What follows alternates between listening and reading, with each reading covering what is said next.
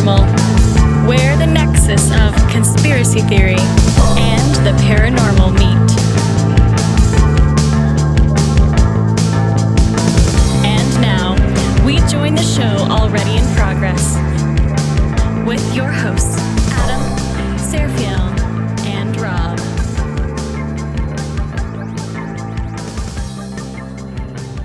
Welcome, guys, to Conspirinormal.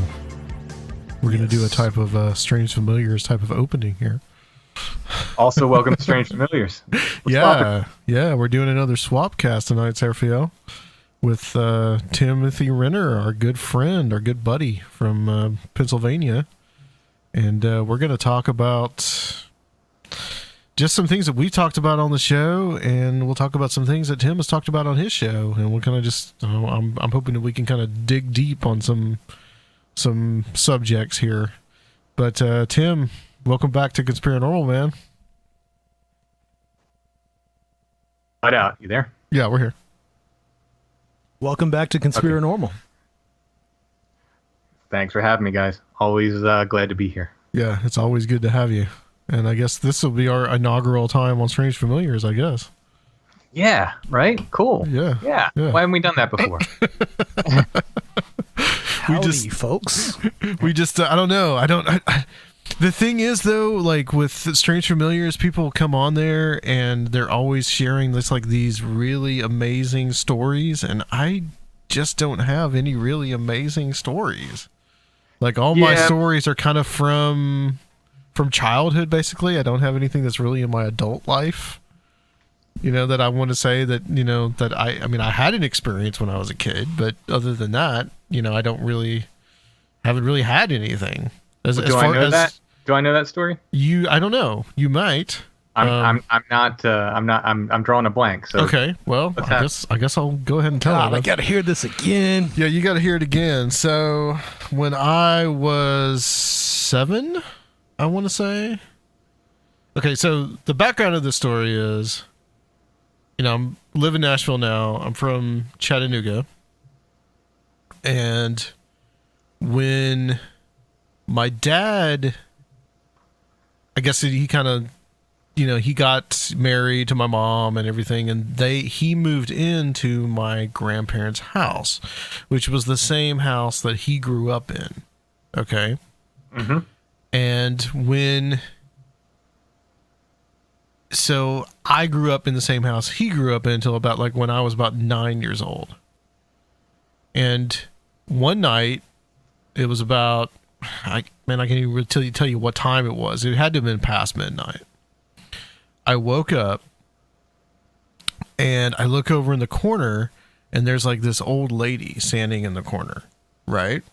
Mm-hmm. And I can say that it freaked me out. But the thing that was interesting about it that I remember the most was not necessarily that I saw her, but that I kind of laid back down and went to sleep. Yeah. And I had this weird dream where I was with this same lady and there was an old man in the bathtub. That's the dream that I had. Okay. And it was weird. And then there was this dream of my grandparents' house burning down or something, and I woke, and the next thing I know, I'm waking up, right? So, to me as a child, even, I thought I was having this bad dream, okay? And flash forward to about 7 years later, I'm about 14 years old, I'm with my mom and my aunt at my aunt's house, and this is my father's sister. Okay, mm-hmm. So she grew up in that house. And my mom was telling her an experience that she had. And they were talking about how, when that house was haunted, And she says that, my aunt says, well, when I was little, I looked into your father and your uncle's room, which was later my room, about probably 30 years later or so. And I saw this old lady standing in the corner. So it was this validation, and I looked at her and I was like, oh, that's my story. That's what I saw, Wow. And when I started listening to a lot of these podcasts and, Where Did the Road Go, and doing my own, I started to hear this phenomenon about people falling asleep after one of these encounters, right?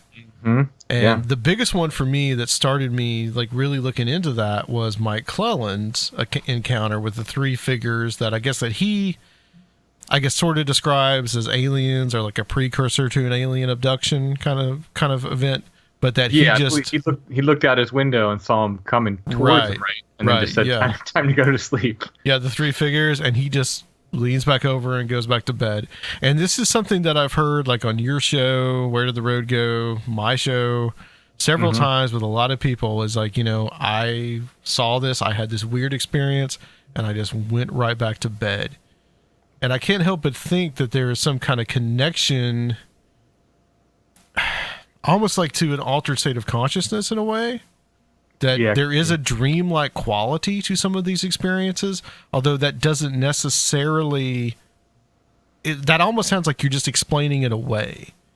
Yeah. But I think that these entities or whatever, that they can kind of communicate to us through that, or that we may be more open, possibly coming out of a sleep state. So my mother's experience that she had in that house was kind of similar. And that she said that she woke up, and so she was in between, the kind of the sleep and the waking state. She woke up, she goes into the kitchen, she sees this little boy sitting on the kitchen floor, right?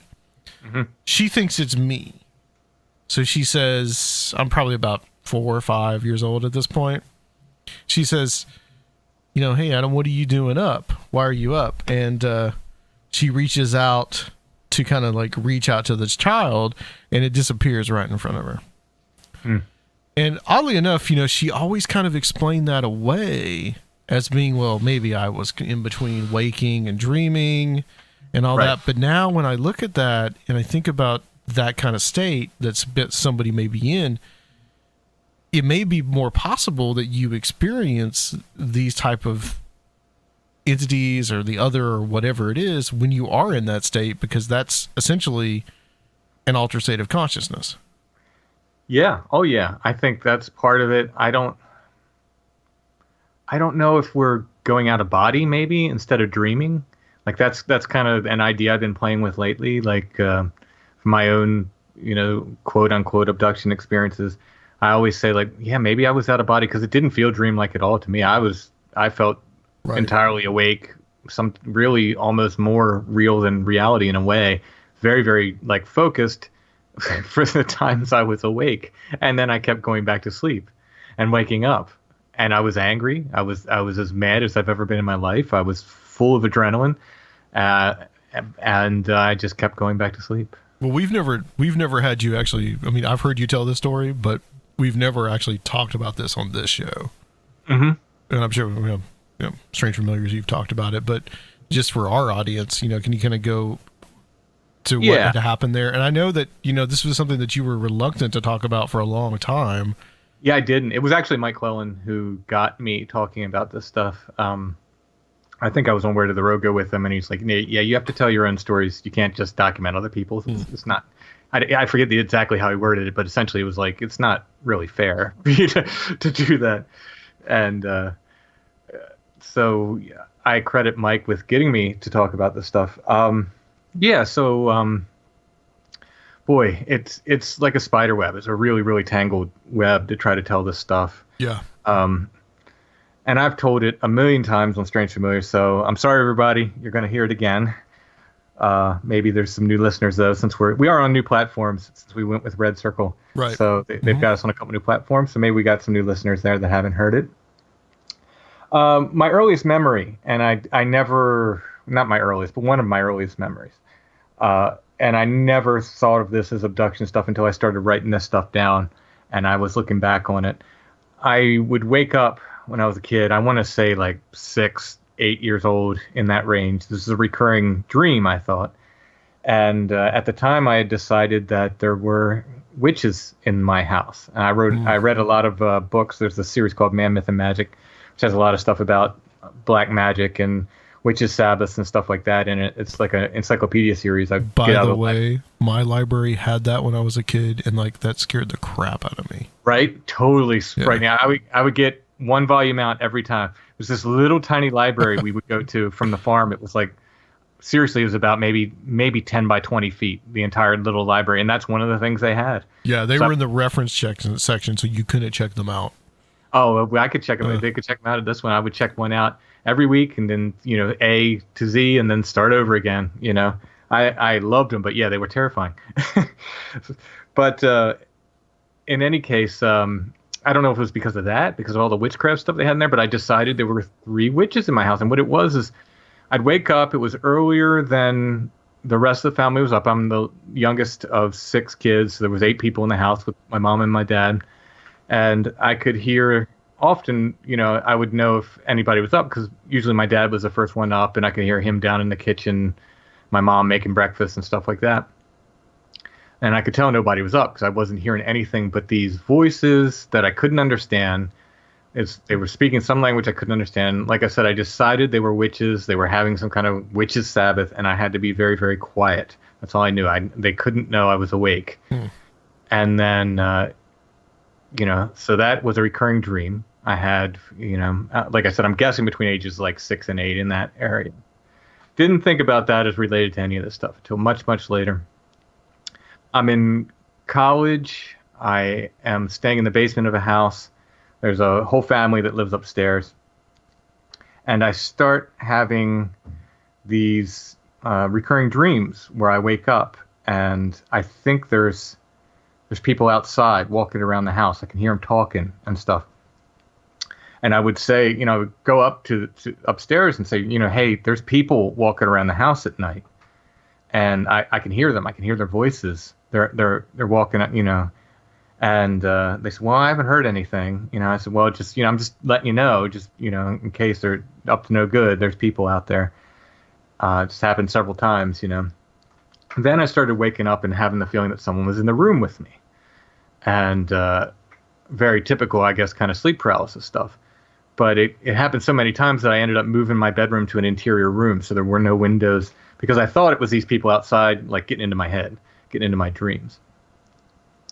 Well, then, I don't know how many other times it happened, but the really intense one I woke up and there was these 3 guys standing next to my bed, and they were all in surgical uniforms, but like 1930s style, kind of, like old, buttons up the side and like cloth masks and stuff. And they weren't, I didn't put it together at the time, but they weren't that tall because they weren't bending over. They were just there, their chests were level with mine. And I'm, when I'm laying in bed, basically, and they're doing something and I can't tell what they're doing. But I was very upset. I was very, very angry. And I kept sort of thinking. I couldn't speak. I couldn't move. I was trying to scream. I couldn't. And I remember kind of thinking, like, you can't do this. I want to say you don't have the right, but I know Whitley Strieber, whose books I've never read. I know somewhere he said something like that, and I wonder, I've heard the story before. Yeah, there's something similar there, yeah. Yeah, and I wonder if I've sort of interpreted, kind of taken that, but I didn't hear mind speak. I heard no words in my head, but it was very much like a mental brush off, like, poof, like, you don't matter. It doesn't matter that you're protesting in any way. We don't care. Dang. And so I kept waking up and falling asleep several times. I want to say 3-4 times. I nod out and I wake up and they're still there. And finally, I'm able to move. I wake up. I throw a punch, like a backhanded punch in that direction, screaming at the top of my lungs. And there's nothing there. And it's morning, very, very early morning. And I kind of lay there and lay awake until I hear people upstairs moving around. So they're having breakfast. I walk up to apologize because I've screamed at the top of my lungs and loudly. And I said, yeah, I'm very sorry about that. And they said, what? I said,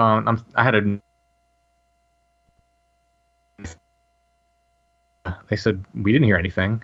And I'm like, how could you have not heard that? It was at least one. Oh, it's okay. What did you say to them? I apologize for screaming. Okay. Because I scream at the top of my lungs. I have a very loud voice when it needs to be. And I was sure they must have heard me because there was 1, 2, 3, 4, probably 5 people, I think, that lived upstairs. So, I thought I probably woke them all up. It's not like this was a solid house. This is a, new construction. There's nothing but drywall between us pretty much. And nobody heard a thing. And that's strange, but okay. So time goes on, and I'm watching TV one night, and in the meantime, all around this time, Strieber's Communion was in bookstores. I'm about 18, I guess 19 maybe, so it's 89, 90 in there. Okay. And I would see the cover of his book, and I was completely repulsed by it. I didn't know what it was. I didn't know anything about alien abduction stuff. I would just see this book and just like, no, I don't like that. I don't know what that is, but I don't like it. And one night there was a news show on. I don't know if it was 2020 or 48 Hours, one of these evening news shows, and they talked about, we're going to do a story on alien abductions. Oh, that's interesting. I didn't know anything about it, but it's the kind of thing I'm definitely interested in.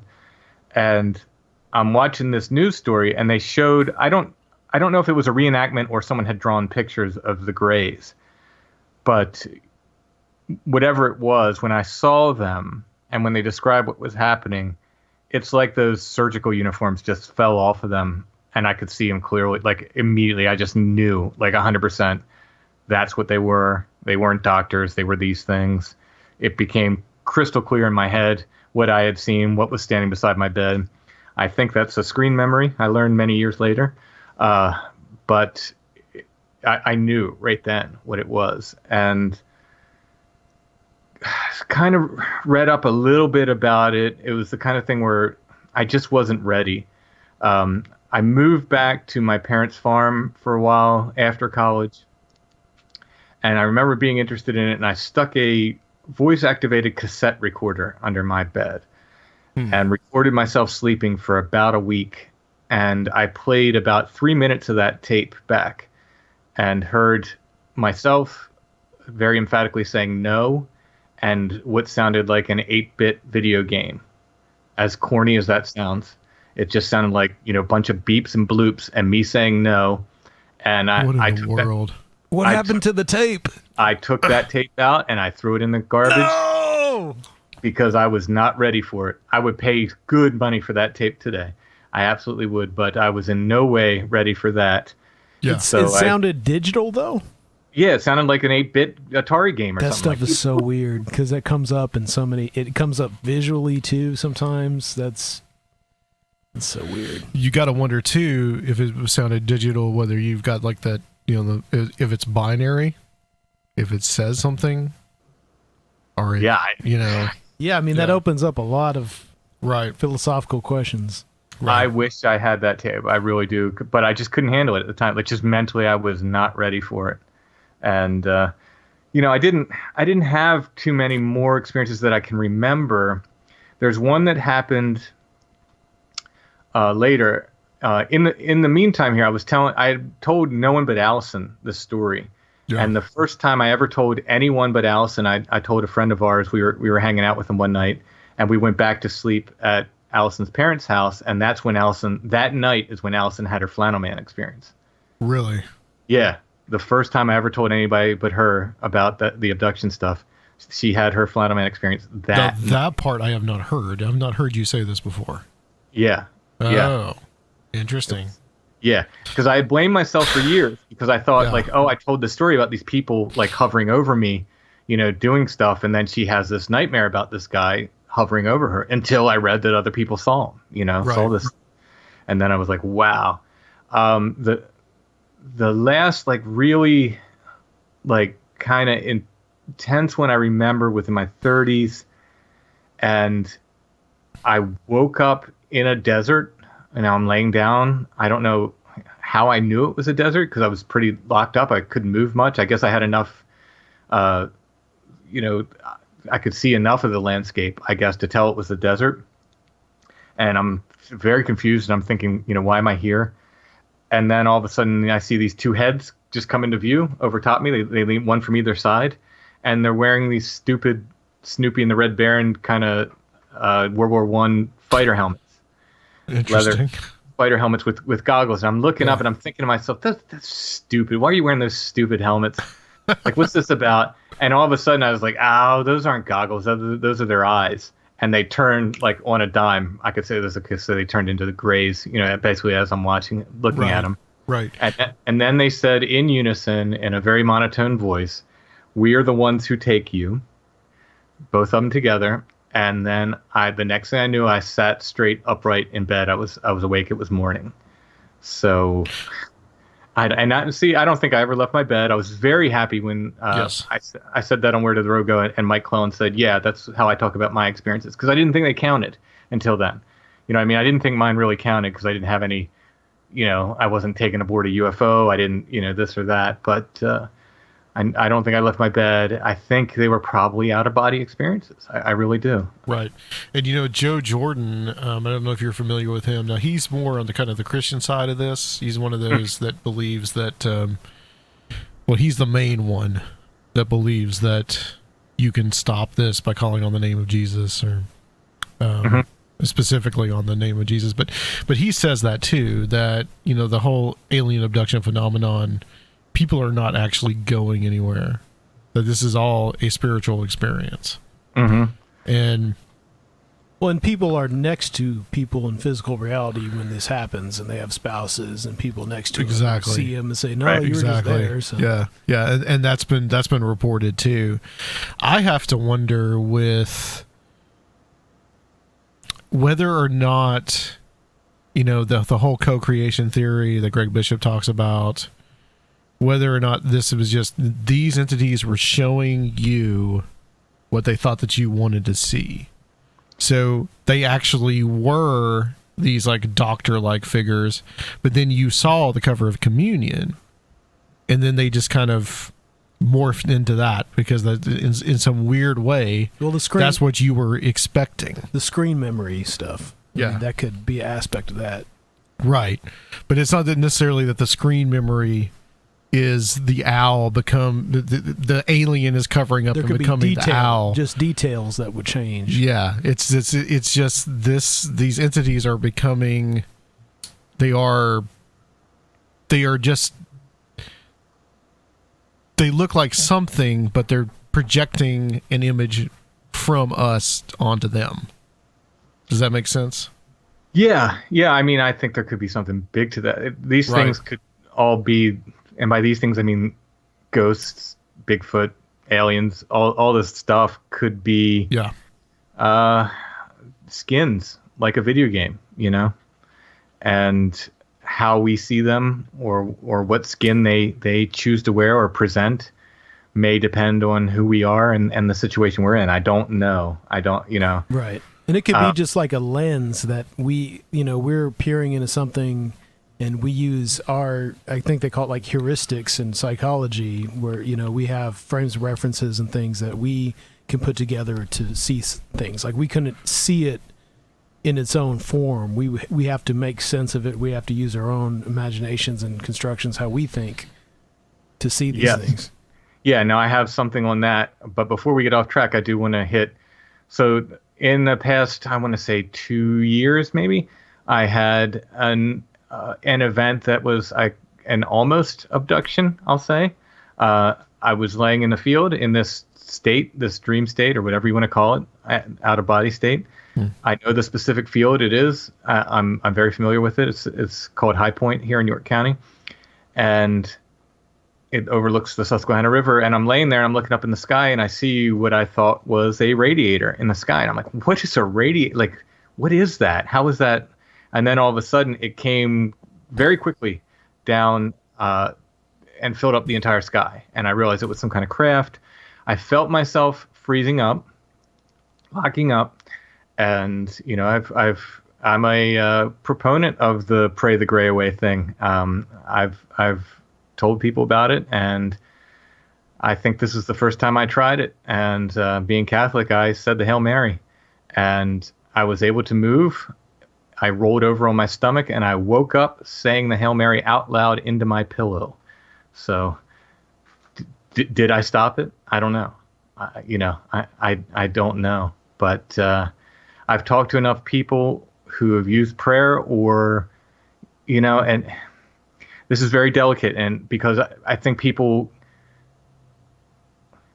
like the idea that their religion is confirmed. So if they're Christians and they've said a prayer to Jesus and it's worked, now this is confirmed to them that their religion is right. Right. So they get very upset when I say the following, that it works just as well for Muslims and Jewish people and Wiccans praying to the deity of their choice as it does for Christians. And even if we've left those religions, whatever religion you were anchored in the most as a child and had those kind of imprints on you, I think too, because I've been in, like I've left Christianity a long time ago, but still I have those childhood imprints. And when I'm in, real dire circumstances, I will, go back to that as a default, I think that's part of it. I think it speaks to the belief component. And I don't think people should get upset. I'm not saying your religion is wrong. I'm not saying any religion is right. I'm not saying all religions are right. Yeah. I'm only saying that I think there's a belief component and that it responds to that.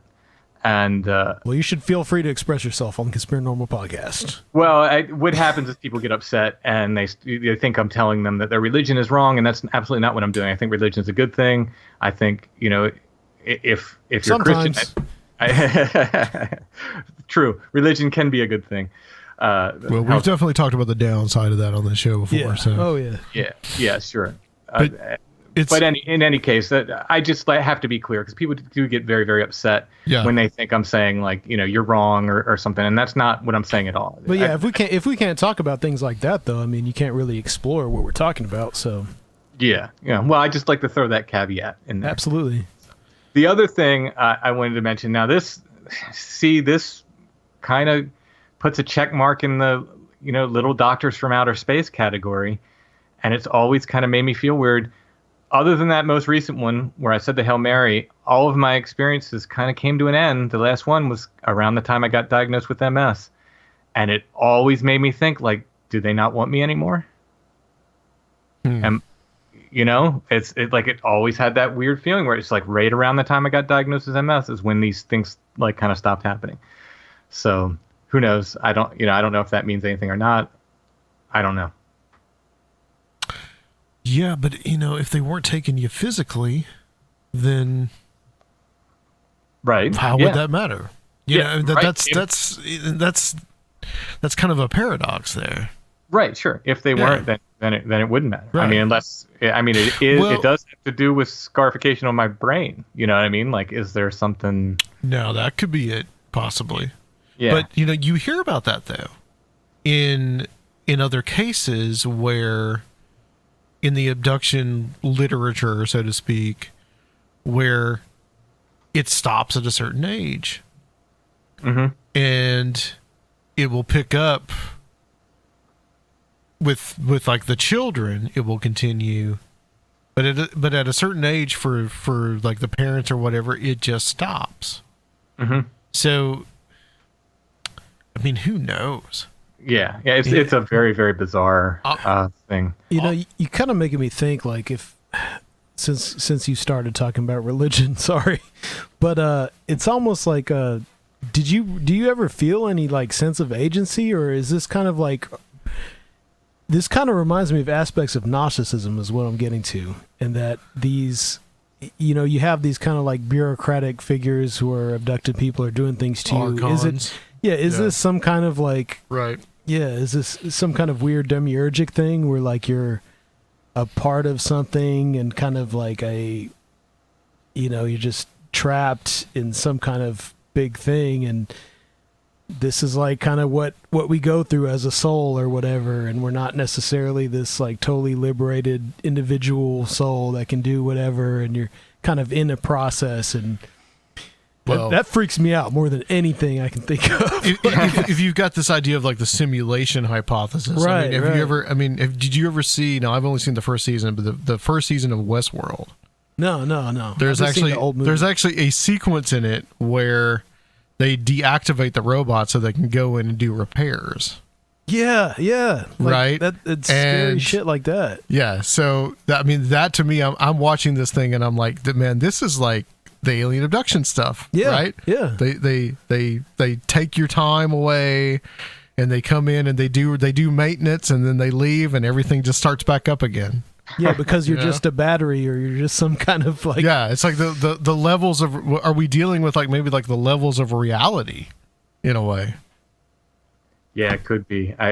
This is one of the most difficult questions, like this whole thing. But it's very difficult for me to talk study about. this stuff and you encounter it in different forms, but it's probably all the same thing. It seems like that's what. I think. Yeah, I mean, I'm to the point where I think it's at least all related. I don't know if it's all exactly the same. Right. Yeah. I definitely think it's all related. But the implications for that, I think, are more terrifying than any of this being an individual phenomenon, because I think it points towards something bigger and more spiritual like that. Like, well, for me, thinking about it as an out of body experience, again, that's what it explains it way more easily for me. I can way more wrap my head around this as an out of body experience. Yes, than absolutely. Like, little men are taking me someplace or whatever. But it's also terrifying in the sense that if someone kidnaps you, they kidnap you. They just grab your. But if somebody can pull you out of body when they want to, that to me is way more horrifying than just somebody kidnapping me. Yeah, I mean that's like, what does "as above, so below" mean? If we have limited power and agency and constraints in this physical realm, why do we think that necessarily? Oh, when you're a spirit, when you die, you're just you just have total power for eternal bliss and you could do anything. I mean, that's the type of things that scares me more than materialism, really. It's, what really is the nature of the soul. Well, if I had to guess, I'd say wherever we go, if we go beyond this, there are going to be a lot more questions than answers. I think people get very, they think they'll have the high enough security clearance to know everything when they die, and it's not going to happen. Well, I wanted to ask you this about, and we'll get to another topic soon, but I wanted to ask you about these experiences. Now, when you did this, and I know that you've had an interest yourself in like chaos magic, the occult, and all that stuff, but did you have an interest in that at that time when you were doing that, when this occurred to you? These would have corresponded with my heaviest interest and involvement in that. Yeah, absolutely. Well, there you go. I did not relate them at the time in any way. Right. Like, I didn't connect them. Why didn't you though? I mean, I don't know. I don't natural. know. I certainly had like the Kenneth Grant books that showed, the Aleister Crowley drawings with lamb in it and stuff. I absolutely, I guess maybe I did a little bit, I think, because I remember like kind of stumbling upon the idea that they were, fallen angels or something, and kind of connected a little bit, but I really didn't make a hard connection. Like that things I was doing may have been somehow, I don't know if bringing it on is the correct word, but somehow woven into that. I think at the time I just thought they were separate events happening. Wow.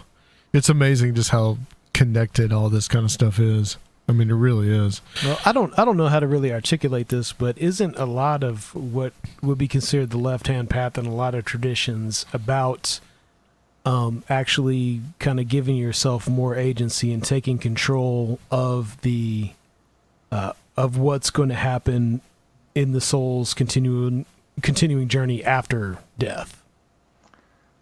So it's like if you're opening yourself up to things about that, I can understand how maybe your contact with it becomes more conscious. This is a Ren Collier question. Yeah. Oh yeah. We had him on. A couple shows ago. Because Tim Renner was much more of an Austin Spare guy than an Aleister Crowley guy. Well, that's cool too. What informs you from that perspective? For me, it was always, and I didn't realize. Like, I spent a long time, and I've seen a lot of guys kind of ape what Spare did, and I spent a long time doing that when I was young, in my 20s. And at some point, I realized, kind of as I was getting out of it, but I kind of realized, like, that's not the point of Spare. The point of Spare was not to copy Spare. The point of Spare was Spare carved his own way, kind of informed by tradition and stuff, but a really, really unique and creative way.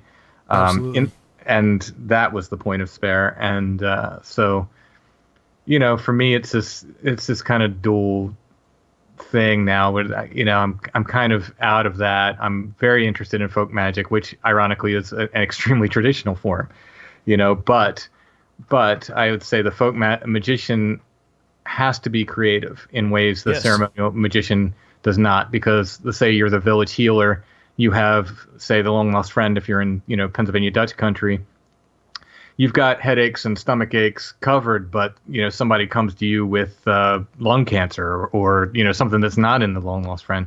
You have to be creative and come up with, something else, because if they can't get to a doctor, you're the guy, and you have to try to help them. So I think there's a huge amount of creativity in folk magic. I think the folk magician has to be creative. So in that, it's a connection to chaos magic. Exactly. In the sense of being creative. Yeah, in the sense of being creative, in the sense of having to adapt to circumstance and your environment and the population you're serving. Yeah. Oh, absolutely. Absolutely. Well, can we talk about Spare a little bit and Spare's influence on your life? Oh boy. Well, because I know you're an artist, you're a very good artist. So, and you have this spiritual dimension that, I'm sure he was a big influence on you. Well, like I said, in my 20s, I kind of did what he did. I did the sigil stuff the way he laid it out and the way he said to do it. He did these things called death posture drawings, where it was kind of a meditation mixed with self-portrait, that he would spend hours doing these things like staring in the mirror. And I did these death posture drawings, one after another. And, I just kind of, I guess when you're young, though, that's how you learn. You imitate your influences. But, at some point, I just fell away from it. And I needed to connect with something that was more traditional, I think. And, I kind of reconnected with that. Now, Mary comes into my life. And if I turn away too long from Mary, she will come into my life and show herself to me.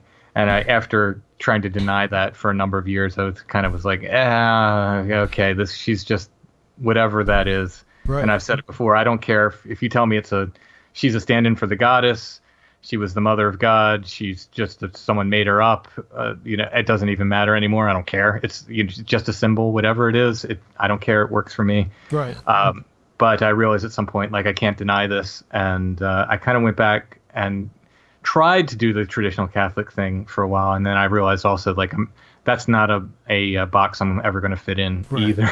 Well, there's such a great tradition of Catholic mysticism that I'm sure you can find plenty of people you feel like you could relate to. Yeah, they're there definitely, but so the Spare, artistically he was so skilled that at some point I just realized this guy is just has more technical skill than I'll ever have. So there's only so much you can do, I guess, with that, before you just go, well, I got to find my own way, I gotcha. I was, one of the most interesting parts of, I got a copy of the Psychic Bible, Psychic Bible.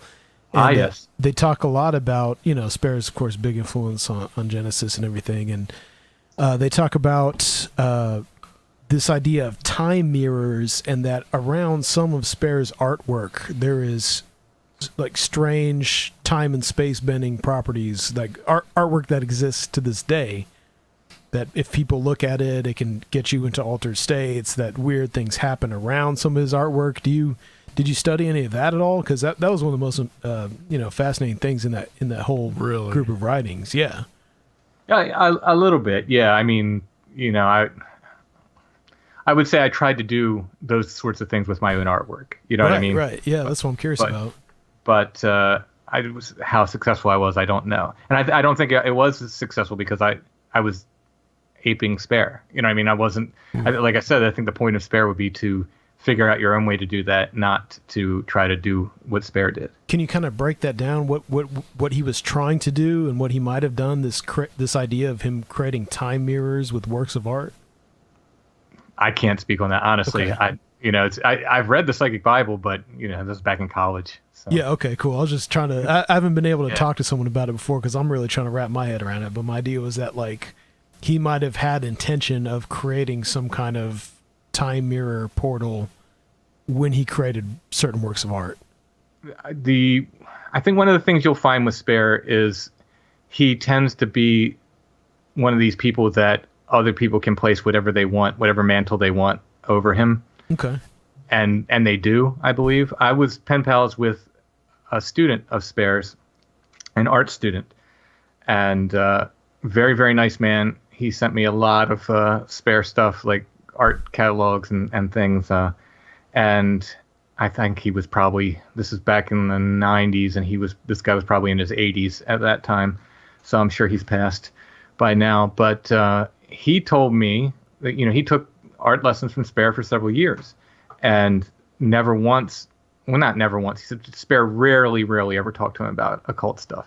It was his impression that it just wasn't that big a part of his life. But if you look at Kenneth Grant and what he wrote on him, and Kenneth Grant, I believe, would have considered himself a student of Spare's as well, but more on the occult side, less on the art. And, if you take what Kenneth Grant wrote, Austin Spare was this, witch master, who was constantly... Right. In contact with whatever forces are, the great old ones or whatever Grant would have called it, and his whole weird Lovecraftian thing. So I think what you're going to get with that and with Psychic TV is or with Genesis or whoever wrote the Psychic Bible, you're going to get their picture of Spare. You know what I mean? And I don't know if it's necessarily the real picture of Spare, but I'm not saying it's the wrong picture of Spare. Right. It's like just one facet. Right. Somebody's interpretation. Of Spare. And that doesn't mean it's wrong. I think Spare would probably be delighted that there are all these different sort of interpretations of him. I had never heard of Spare until I read the graphic novel of Promethea, Alan Moore. Mm. And I'm guessing that Moore is pretty influenced by him in some ways. I think so. Was that... Now, I never read that, but was that the series that had one issue or one chapter that completely took place in a small town in Massachusetts called Athol? I don't know. I don't remember. I read that he did that, and it was so weird because I've loved Alan Moore since, I managed a comic book store right out of high school when I was in college and stuff, and this was the golden age. This was the time Alan Moore was doing Swamp Thing, and loved him from that point. Loved his writing. Yeah, I have all the Alan Moore run of Swamp Things. That's some of my favorite stuff. And but with Promethea, he did something that he didn't really do in a lot. He hinted at it in V for Vendetta, and I guess Watchmen and all those other things, and then Swamp Thing, which is more kind of a straight up horror comic. Mm-hmm. But in Promethea, he really lays out all his occult philosophy. And it's really influenced by Crowley, first of all, and then Spare is brought up several times. Mm-hmm.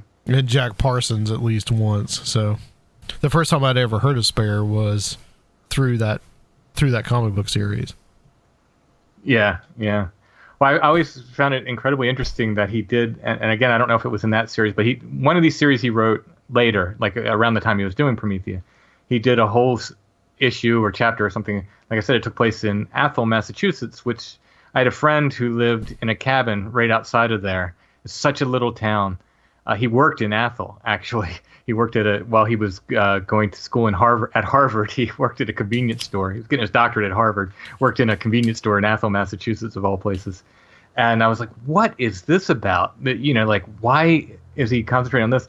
And then, oddly enough, there's a Strange Familiars listener from Athol who showed up when I did the X-Files event. She showed up. And synchronicity, bro. Yeah, it's something about Athol wants me to come back, I guess. Let's turn to a more serious subject, and that is Bigfoot. So, okay. A few episodes ago, we had on our good friend Dan Maslak. Mm-hmm. And we were talking to him about people that had these encounters after they had Bigfoot encounters. Yes. Which are very similar to people that have UFO encounters and then have Men in Black encounters. Yes. However, you could almost describe these encounters as men in flannel. And it's interesting because after that episode, you contacted me and said that in the new book, which is Where the Footprints End, that you and Josh are working on, which I think may be books now. Yes, 2 volumes. You guys have a chapter about this very subject. I have, well, it's a section of a chapter. I wrote a chapter on disappearing evidence that has to do with the reasons, or I don't know, I guess there's not reasons, but the fact that so much Bigfoot evidence just seems to disappear. People collect the stuff and it seems to go missing. And this seemed the right place to talk about this because it's sometimes these people confiscate evidence, or at least are said to. I think Josh coined the term that they are the rustic Men in Black equivalent in the Bigfoot community, which I think is a great little quote.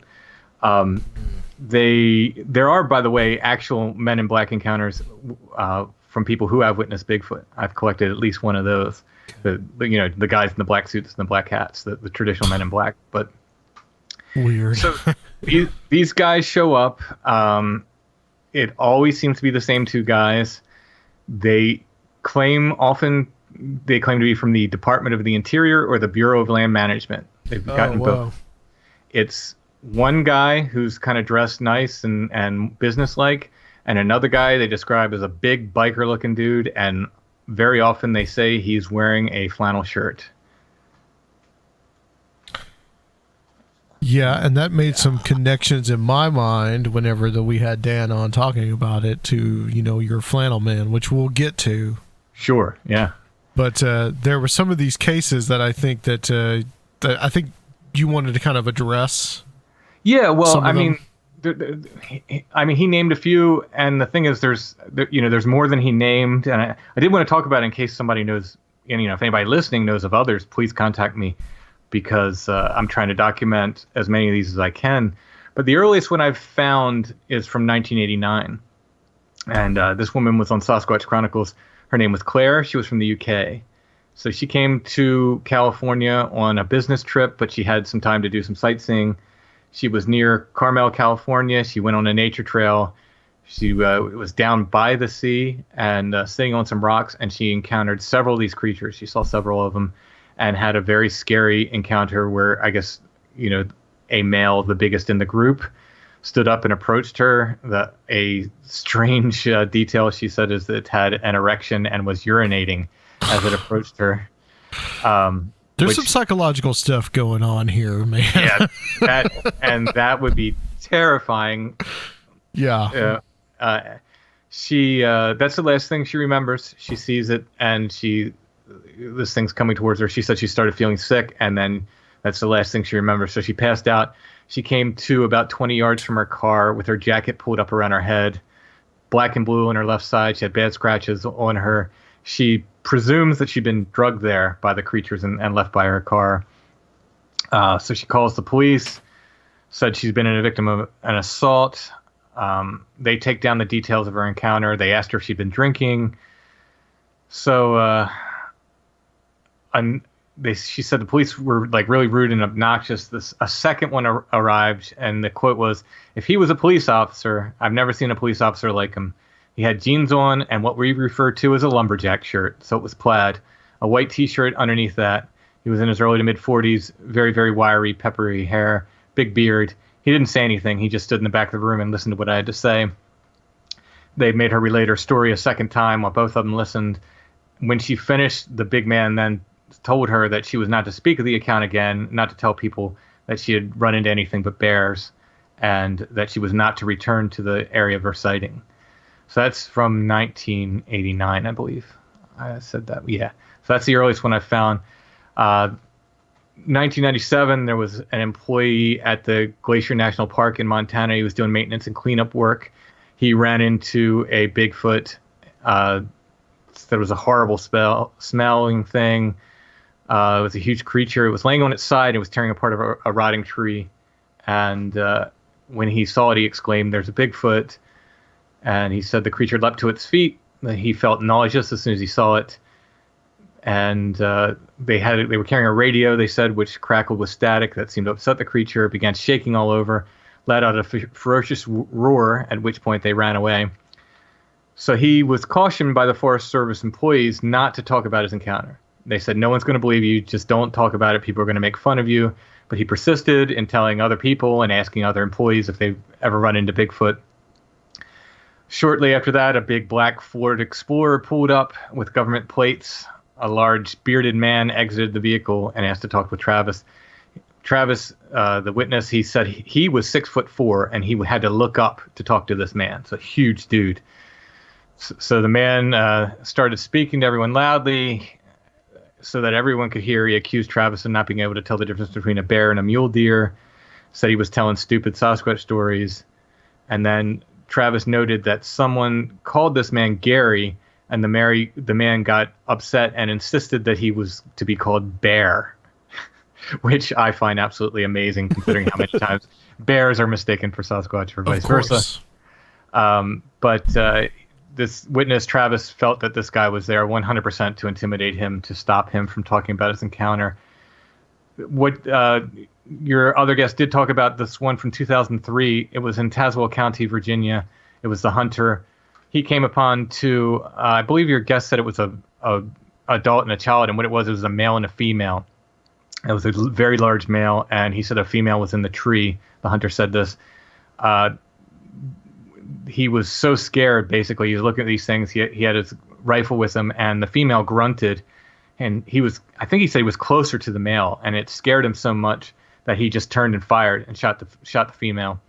And the male picked it up like a rag doll, he said, grabbed it by its arm, and climbed a sheer cliff while holding the female. Just climbed right up it. He said a few days later, a game warden came out to talk to him. He took him up to the sighting of the thing and showed him the tracks. And he said the game warden declared, this ain't right. He took samples of the blood that was on the snow and took him in a plastic bag. A week later, he said these two individuals show up at his place of employment. It was a gray minivan with a government license tag. And he described them as follows. One gentleman was clean cut. He had a suit and a tie on, nice and polite. The other individual was a large man, probably 6'8" or better. He did not look like someone who would work for the government. He had long hair, kind of scruffy beard. He wasn't clean shaven at all. He did not look like a government employee would look. So they follow him. He says, I can't talk to you at work. Follow me home. They follow him to his home, and they asked him to tell his account. He related his account, and the two men asked, do you think what you saw was really a Sasquatch? The hunter had said that he noticed specifically that he never once called the creature Sasquatch, only Bigfoot. So the hunter replied that I'm 100% sure that what I saw was a Sasquatch. The large man then says, no, you didn't. So they basically tell him he's not to talk about it and so forth. My favorite one is from 2015. It was a police officer named Jack who was having several reports of creatures in the area, and he started taking down the reports and filing them. And the reports range from creatures harassing farmers to a gorilla which chased a 15-year-old boy who was riding his bike at night. He said he was confronted by two feds. That's the way he described them. He said one of the men was clean-cut and dressed nicely. The other was large, more unkempt, with a beard and messy hair and a ratty button-down shirt. That's how he described him. They told Jack to stop talking to witnesses, stop filing reports on Bigfoot encounters. And they had a meeting with him and his chief of police. And the large bearded man became aggressive and tried to intimidate Jack during this meeting. After a verbal confrontation, Jack was suspended for 2 weeks, he said. So he comes back to work. He gets a call. He's investigating a prowler call at a local residence. He's searching around the house, and he comes face to face with a Bigfoot creature. He says he aims his handgun at the creature, but he heard something behind him, like a noise behind him. So he briefly glanced toward the sound to make sure something wasn't coming up behind him. And then the creature, which was now running off, the creature ran off. But he took that opportunity when he looked away to run off. So he turns around, and he sees this large bearded fed, as he called him, walk up behind him. And the man said, you couldn't shoot, could you? Jack replied, no, I couldn't. And the big man put his hand on Jack's shoulder and said, good man. So That's how did the big man know he was out there? That is pretty incredible to me. That one's, like I said, that's my favorite. The fact that he's out there and saying, couldn't shoot, could you? And Wes Germer from Sasquatch Chronicles, he noted that he's gotten calls from police officers all over the country who did not want to come on his podcast. But Wes said that they're telling the same stories, and they're always seeing these two same guys all over the country.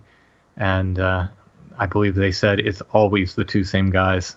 So what's going on with that? I have no clue. That is the job. And we're talking over a number of years. We're not talking about just 2 years or something like that. This is right. Exactly. This is going on, 20, 30 years? Essentially? Yeah. So we're starting in 89 and going at least to, 2015 at least. These guys are really busy. Yeah, right. And they're all over the country. They're in California. They're in Virginia. Yeah. It's pretty wild. They need to get David Lynch to make a series about them. I didn't watch Twin Peaks, but somebody told me there's a Flannel Man lumberjack character in. Rand probably told you. Yeah. Well, here's the thing. So we're dealing with a couple of possibilities here. We're dealing with that these are actual government agencies or government agents, and they're actually just somehow mystically there right after a Bigfoot sighting.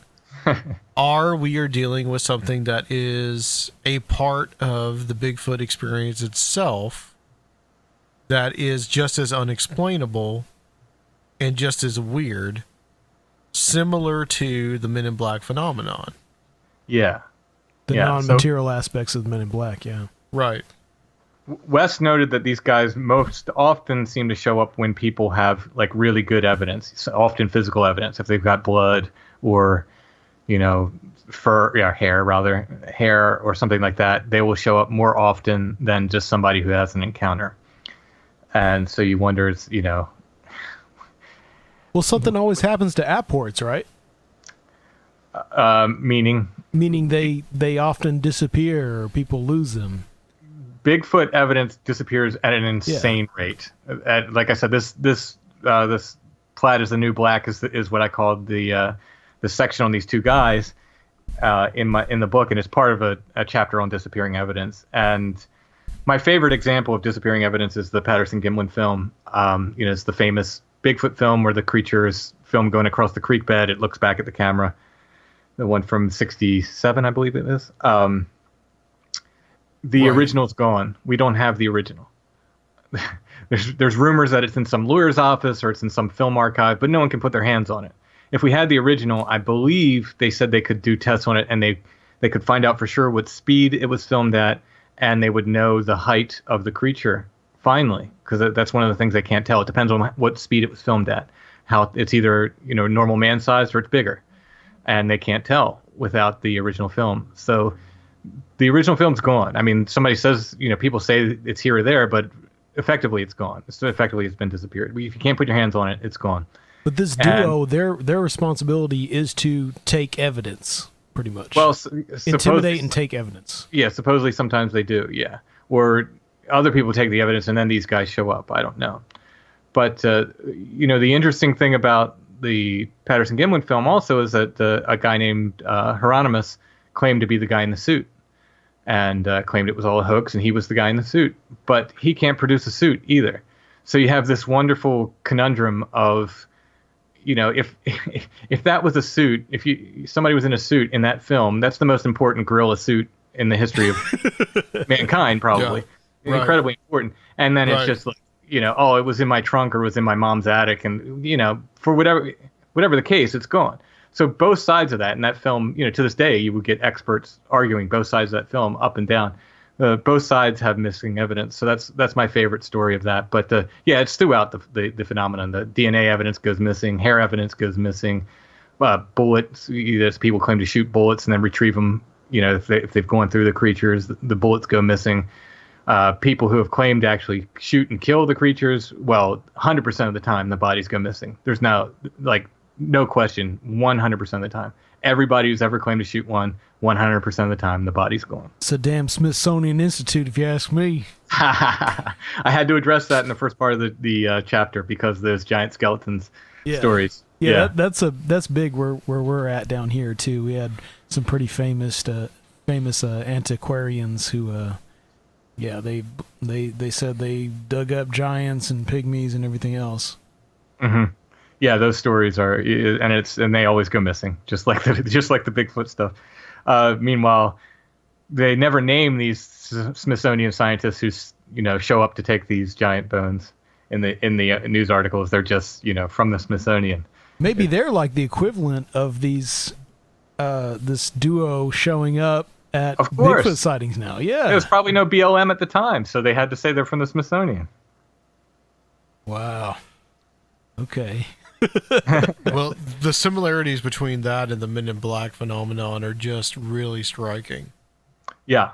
You don't tend to get the odd behavior with these two guys. They seem to behave more like, regular people. They're not, drinking bleach or wrapping Jello up in their handkerchiefs or anything. They're not trying to figure out how to use a fork or right, like in the Mothman prophecies and yeah. I forget who had the Man in Black story they were talking about, and they said they took a container of bleach and they said, "What's this?" And they said, "It's bleach." And then the guy drank half a gallon of bleach, one of the Men in Black, and handed it to the other one that was with him, and he drank the rest of it. I'm like, that is insane. Like that must have been like how do you process that? Bizarre. That like, might have been in Kill. Yeah, it's like the guys from The Matrix. It's that same kind of weird demiurgic thing. Like, yeah, mm-hmm. Yeah. So when we did that show and mentioned that this other guy was, pretty much dressed in flannel, this had me thinking about Flannel Man. Yes. And you've talked about this several times on Strange Familiars. In fact, it's like the most common topic on Strange Familiars is Flannel Man. So let's talk about this a little bit because this is bizarre, and this is something that I never had heard of before, but apparently Kill does talk about it in, I think, Mothman Prophecies. He talks about it in a couple books. He talks about it in Mothman Prophecies. He's got one that's called like Mysterious Creatures from Time or Space or something. He talks about them in there as well. I didn't invent this. I'm just the guy who's, I guess I probably collected more stories than anybody else on it at this point, but it's not something I invented. It existed before, and that's how I knew it was a thing. Like I said, Allison had her encounter where she woke up and this guy in flannel standing at her feet holding an axe. She said he looked shocked to see her. She screamed, but she said it was more out of like, someone that was there who shouldn't be. Then she didn't feel like he was necessarily aggressive or going to swing the axe or anything. And she said she's pretty sure he was holding an axe, but she's also like, he looked so much like a lumberjack that she might have in her memory put an axe in his hands, but she's pretty sure he was holding an axe. And it's not uncommon. Very often, not always, but very often he's seen holding an axe or a shovel. But in any case, when I saw on an internet forum that other people had seen this thing, I just kind of filed it away in the back of my head. And I didn't even tell Allison for years until I was doing Strange Familiars. So probably almost 20 years I didn't tell her because I didn't want to upset her. I didn't want to scare her that she had seen something else.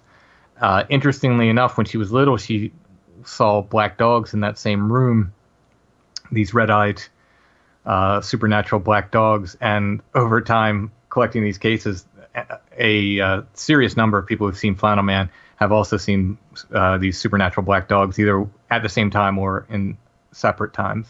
So don't ask me what that connection is.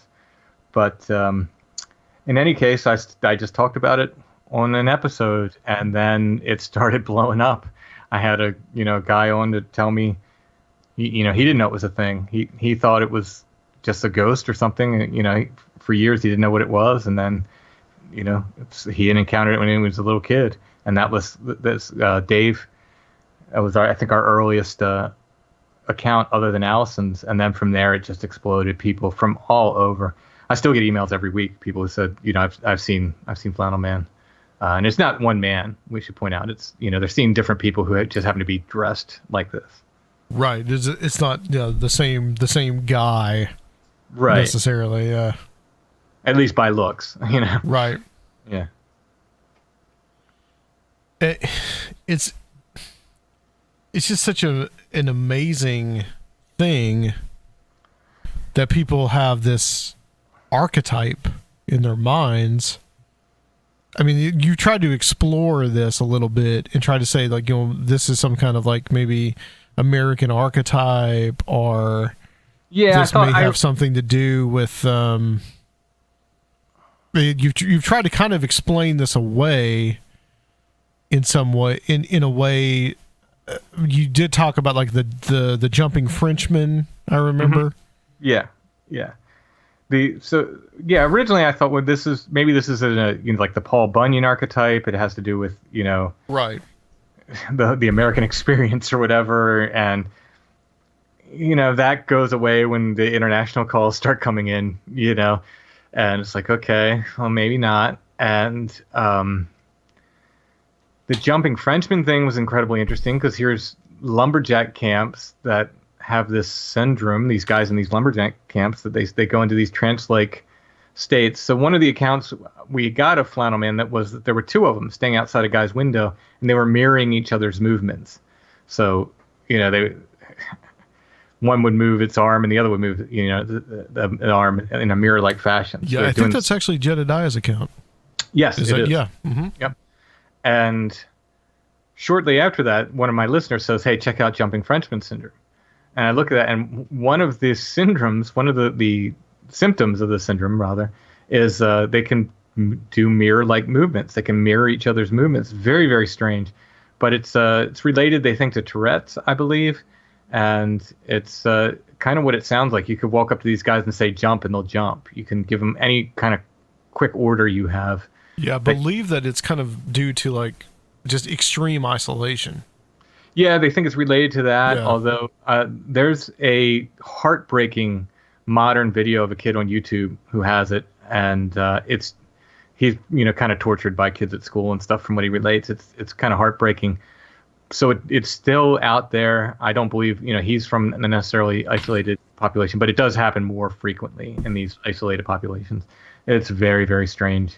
But they said they also think it's related to trance behavior. So I started thinking, are these guys jumping out of body when they're jumping, in a sense, when they're going into these trance states and doing this stuff? Are they jumping out of body, possibly, and maybe even jumping through time and appearing somewhere else?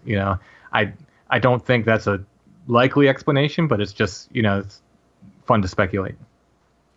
Yeah, and I think that there's something to this idea of when, European people coming over here really encountering, many of them urban people previously, and then really encountering the wild and an alien wild of a new place. And I think there's a lot of kind of, Jungian and psychological aspects to that kind of contribute to this whole idea.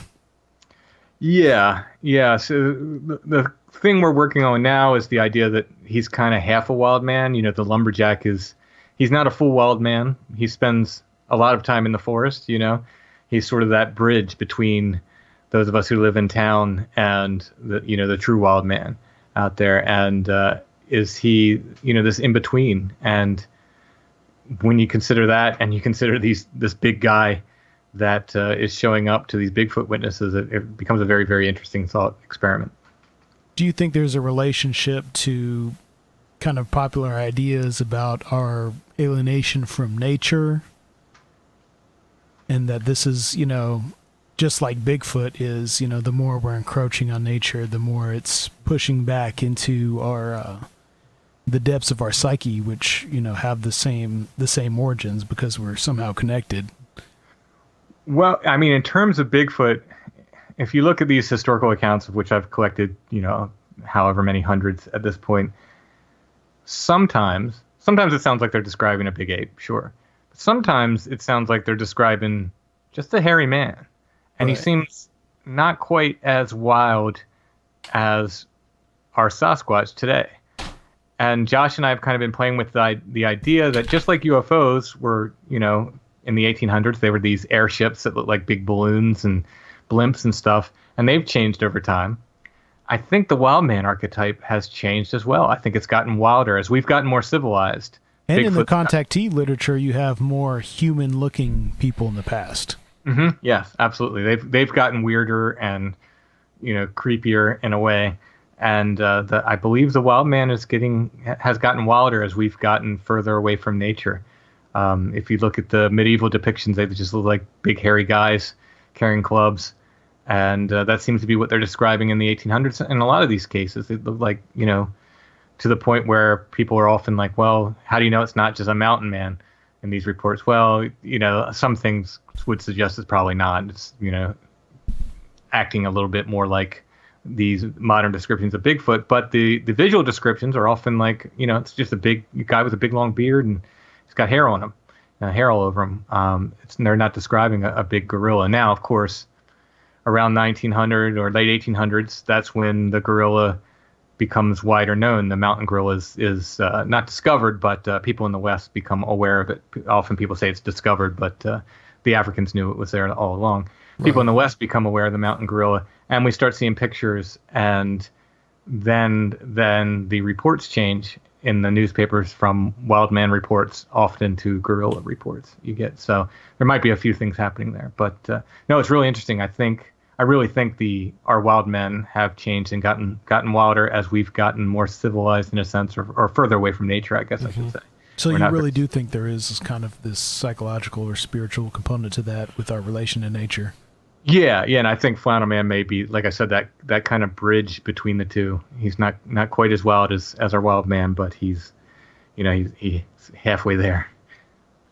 Wasn't there one of the stories that you had on Strange Familiar? Someone talked about their car being lifted up, and it was clearly like a kind of like a Sasquatch or Bigfoot like creature, but it was wearing flannel. It sounds like a Bigfoot report until the last minute, and this guy did not tell me about this story. He told me what he was going to be talking about. He didn't even mention this one. So in the middle of the interview, he's like, I have this other story.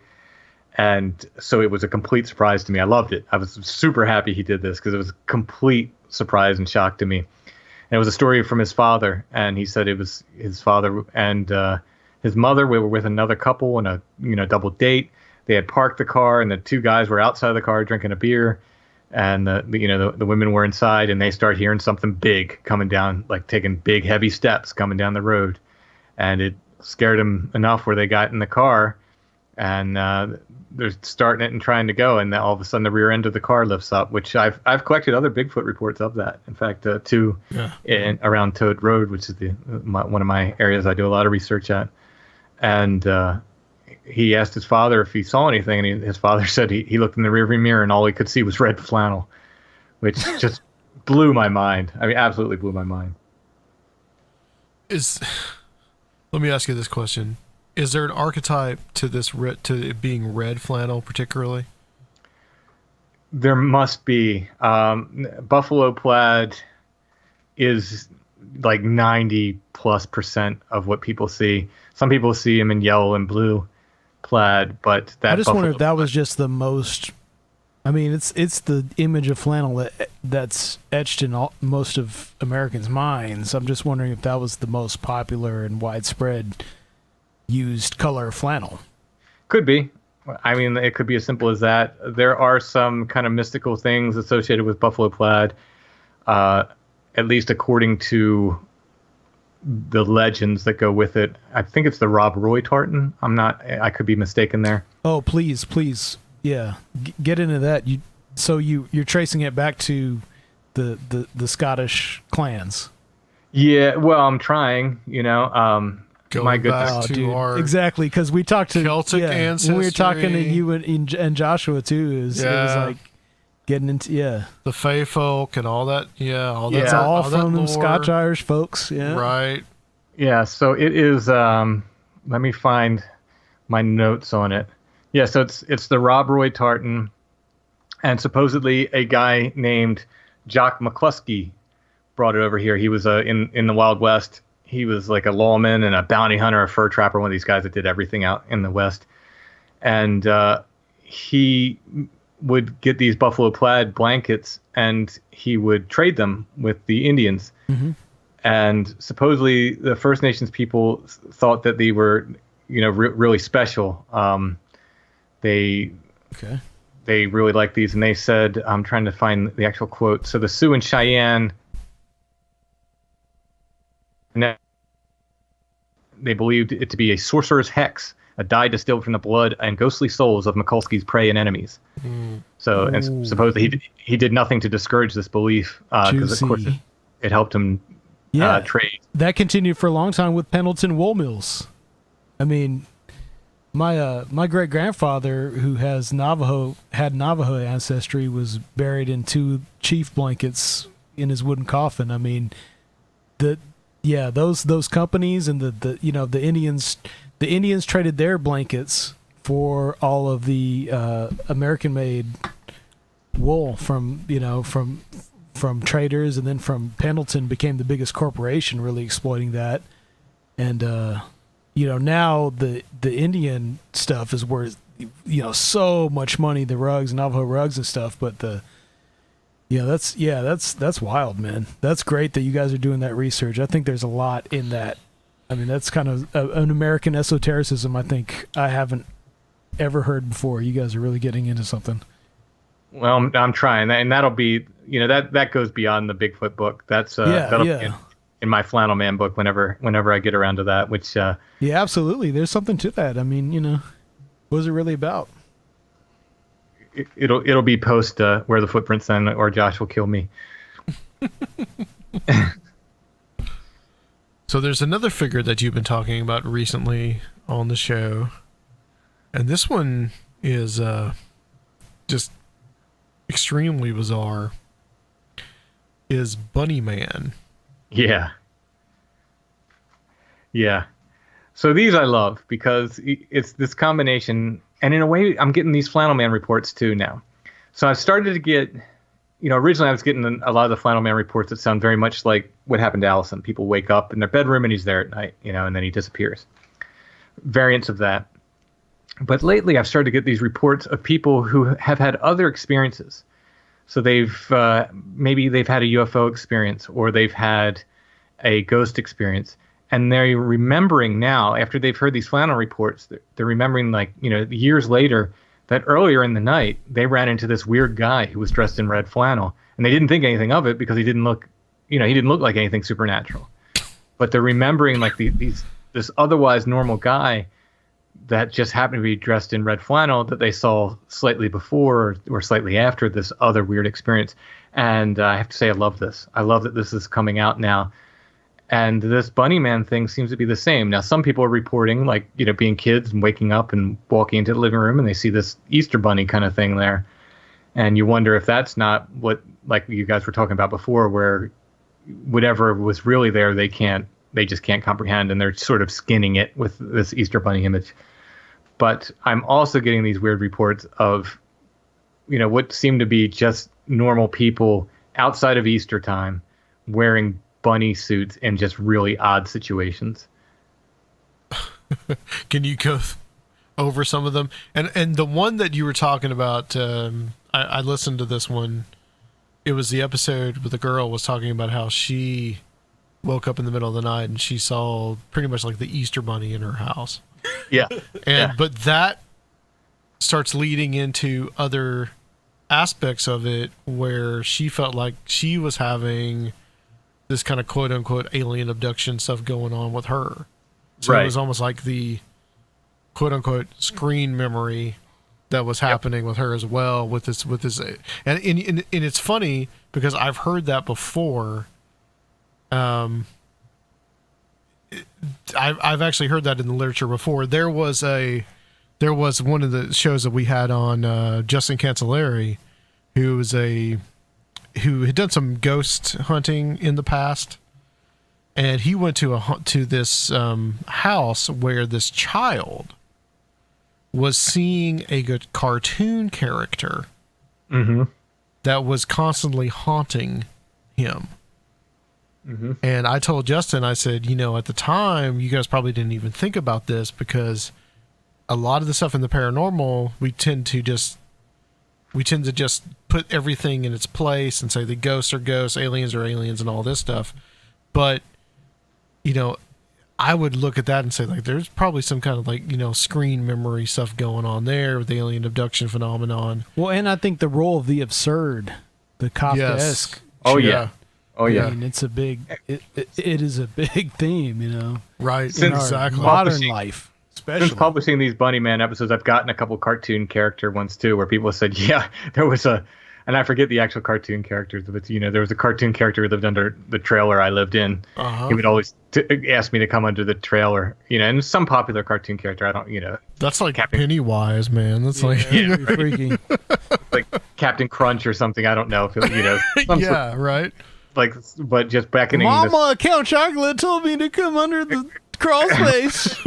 Yeah, and it's so bizarre, but you just wonder, it just seems prime. You just skinned whatever it was with that because you in this Lovecraftian horror kind of sense, you just could not make out any, you couldn't comprehend. Well, in all that, then what's really the role of mass media and shit to people? It really is our bank of images and archetypes. Well, it's popular culture. Yeah, popular culture is now our bank, whereas it used to be probably like the natural world and symbols of animals and all these things. This is our new reality.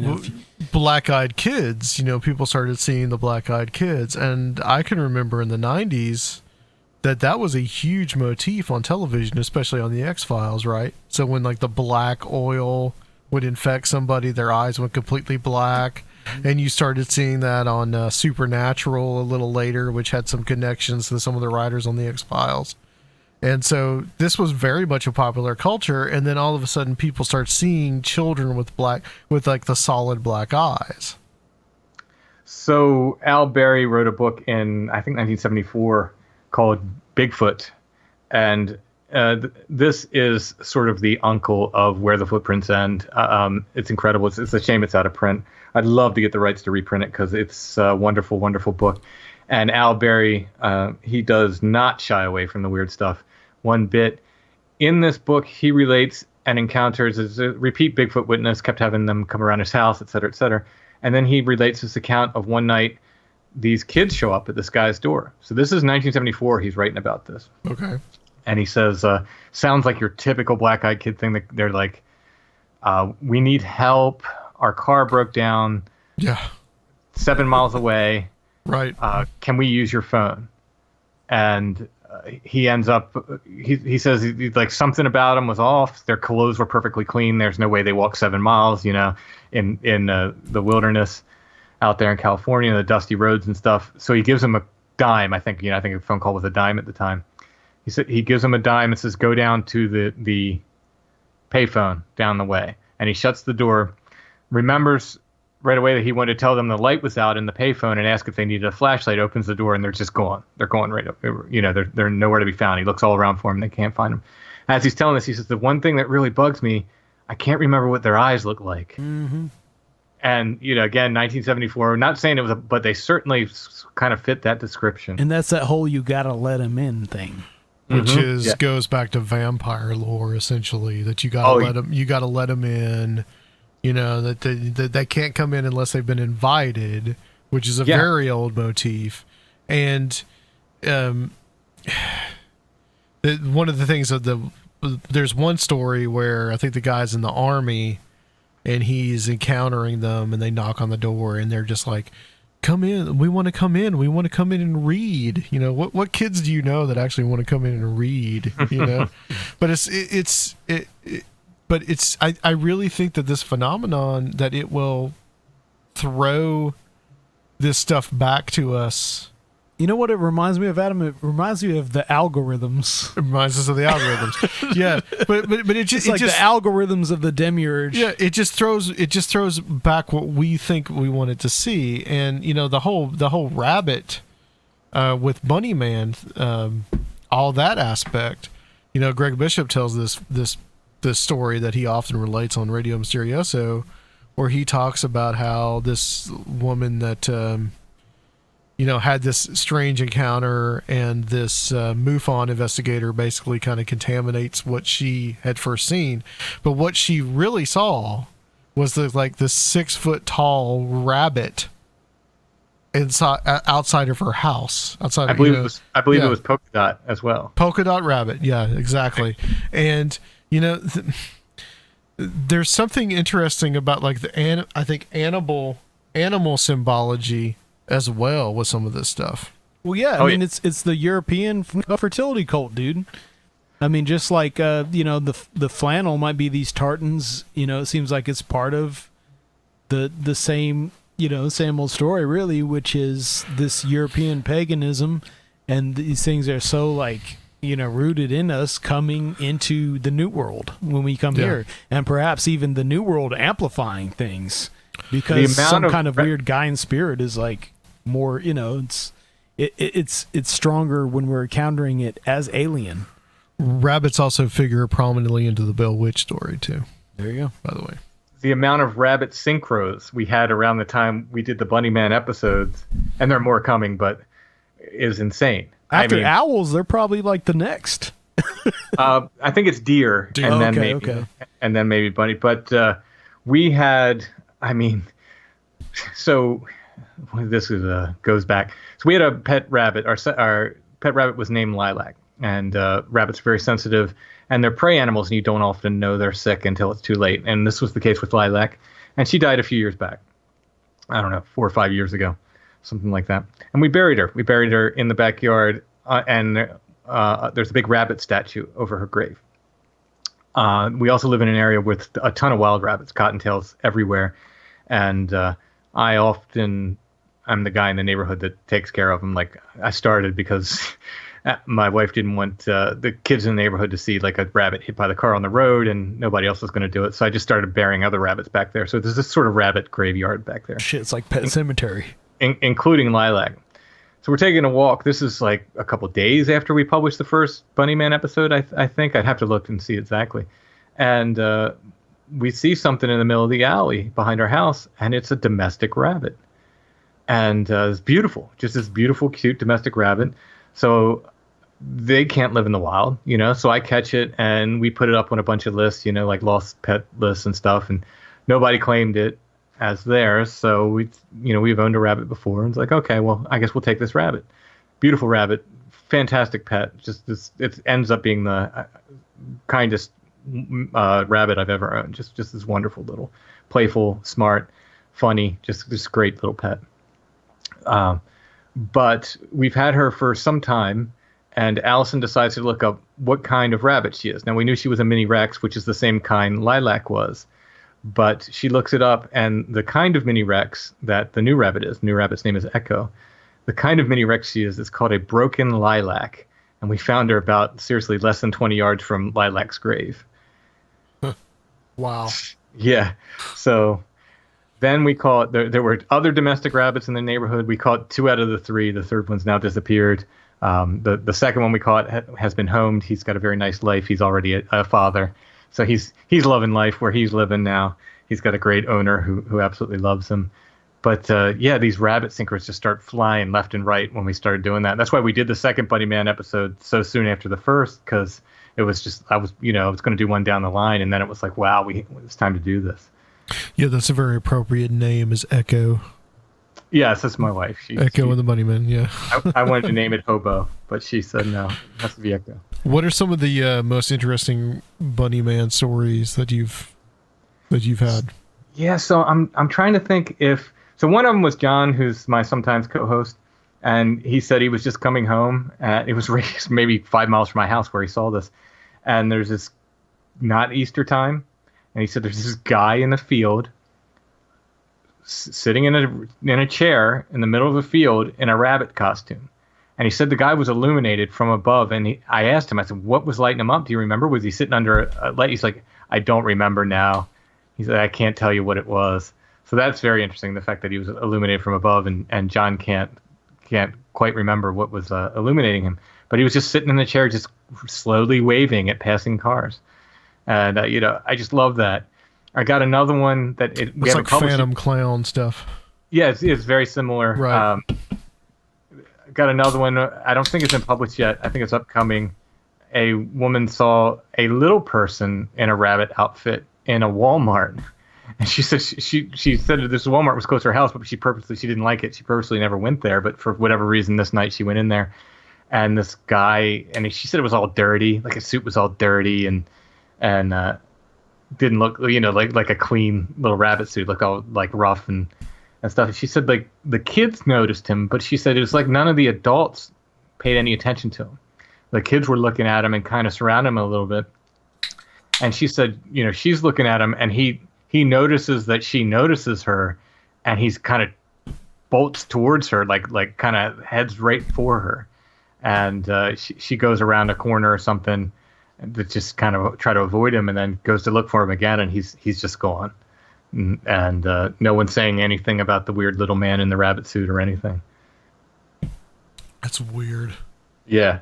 So it's these, and these could just be real people, and I'm fine with that. I incredibly strange stories of just people in rabbit costumes. It's fucking terrifying is what it is. No, sorry, I don't know if you can say the F word on your show. I'm going to have to bleep it. Oh, Thanks okay. for that. 1 minute, 30 seconds. Get the timestamp. Yeah. I go after that highly valuable iTunes everyone rating. Oh, that's good. We should probably do that too. I should probably timestamp that and bleep it. We don't do it very often. Yeah, we've gotten lazy. I think Bunny Man may be appropriate though. We've gotten lazy about doing that. Let's talk a little bit about what you did for your episode 100, which was this powwow doctor. Mm-hmm. Yeah. And this was fascinating. I couldn't follow all of it just from, I guess, the age of the recording and like the thickness of the accent. Mm-hmm. I was absolutely fine. Yeah, it was an amazing interview. What's the source of this? Where does this come from?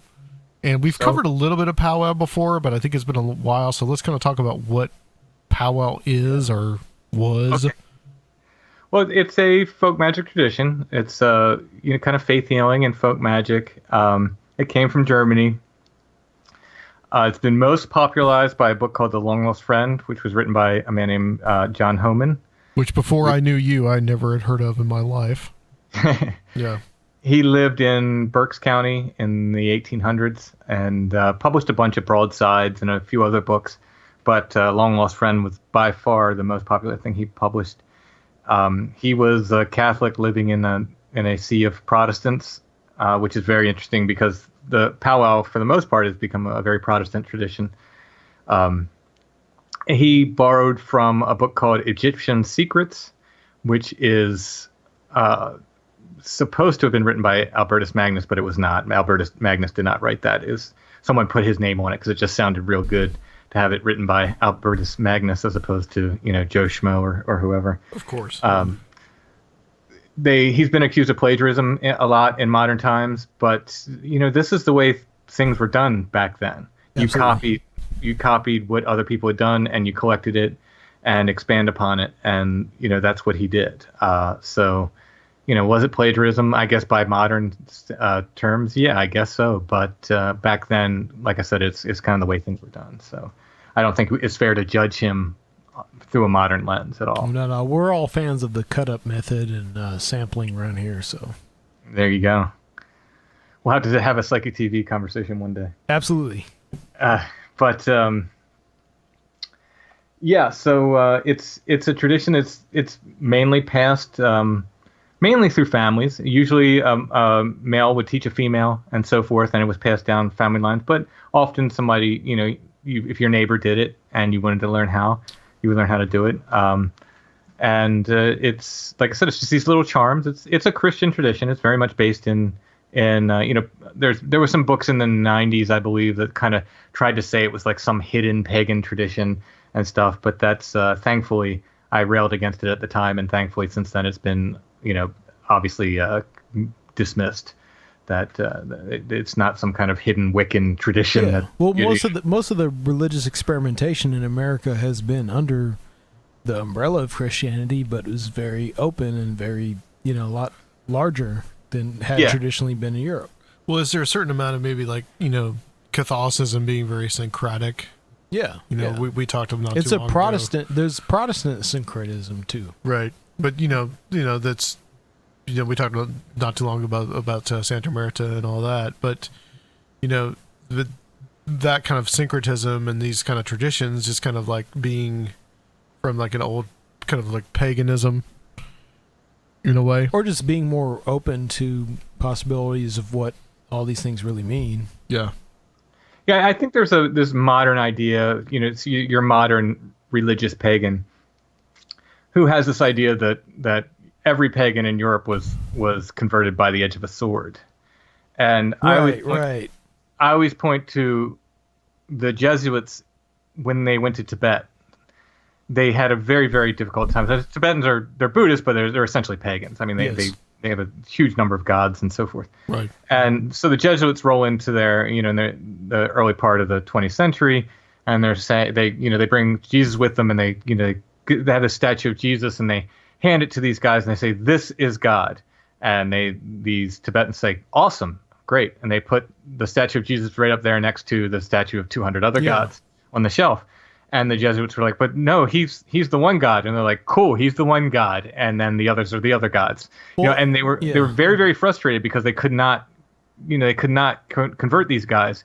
They took it in stride. They took Christianity in stride. And it requires a certain amount of density to not realize that in Europe at the time it was the same. Right, and that's what I'm saying. Yeah, and that Odin was hung upon the tree, and that there was all these traditions that were easy to create this new religion. It was probably much more like that than it was. Sure, there was. Yeah, that was probably easier in Europe than in Asia and Tibet. Mm-hmm. Yeah, and the other thing is, your general population, just as today, they just don't tend to be that religious. So when you roll in with a new religion, a lot of people are just like, whatever. I'm not, Yeah. I just gotta fucking till this fucking field all day. Exactly. Yeah. I gotta milk the cows. Fine, whatever. I'll go there on Sunday. Okay. Yeah. So so I think a lot of pagan culture, did survive, and I mean, there's a reason why most Catholic churches were built where pagan temples were. You know what I mean? Like that's an absolute reason. Yes. A lot easier to convert people that way. There's a reason why the holidays fall, on the pagan, feast days and so forth. It's just easier that way. It's just easier to get people on board that way. We're just calling it Christmas now instead of Yule, Yeah. But, so some of that does come through in The Long Lost Friend. I think a lot of it is, though, a lot of it has to do with healing. The vast majority of it has to do with healing. There's some stuff in, protecting. It's the most practical application. Yeah. There's some stuff to protect yourself from witches and to hunt out witches and to protect yourself from nightmare creatures and so forth. Which I guess would be why, scientism and materialism is what dominates now, because it is what will get you healed most of the time.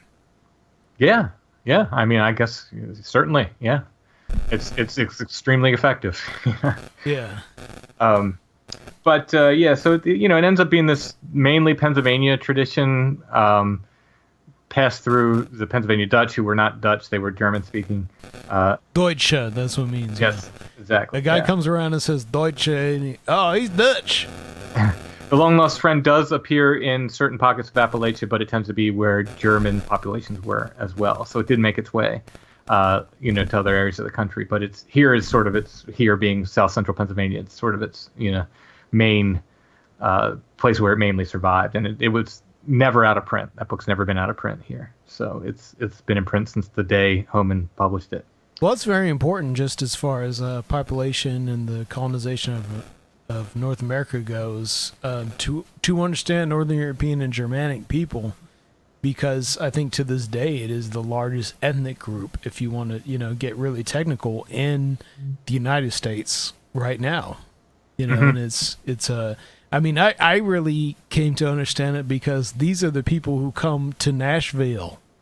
They are down here on Broadway every night. It's a bunch of cheeseheads and people from Wisconsin and Michigan and Ohioans. Minnesota. Yeah, I mean Right. that's so it's like this is this bulk of middle America, and I've had to understand them as an outsider, even though I have a lot of Germanic heritage, but it's like really understanding that this is like the bulk of just like population period, just numbers who came to this place. Yeah, and I mean the Pennsylvania Dutch, even those who aren't still German speakers, they've maybe out of stubbornness, I don't know, but they've done a pretty good job of keeping their folk traditions alive, which helps as well. Yeah, it's cool. It's really cool. The fact that we could talk to Allison's mom, and she's the one who interviewed this powwow doctor for the episode, but that she could relate stories about her grandfather powwowing for her, so this is in her lifetime. Yeah, this is and still it's not very far removed. So this interview in and of itself, how did this come about? She did it for a college class, and I forget which one. And I think it might have been a psychology class. I forget. She says on the episode for sure what class it was. And she asked just some older neighbors if they knew anybody who still did it. And this guy was in the area. That's so cool, man. Yeah. We got to really like reclaim all this shit because it's really not too hard to find, man, in your neighbors. Like yeah. Well, I know where the farm is for this guy. And there's another local lady, and I didn't say this on the episode. I really regret it. I just forgot. But the farm where this powwow doctor lived is not far from where Allison grew up. I mean, you could easily walk there. And I talked to another woman who's local to the area. I think she's in her 60s or 70s. And she calls me. She doesn't listen to podcasts. I put an ad in the paper at some point, just trying to stir up Bigfoot sightings. And I just said, have you seen Bigfoot or anything strange? Give me a call. So that's how she got my number.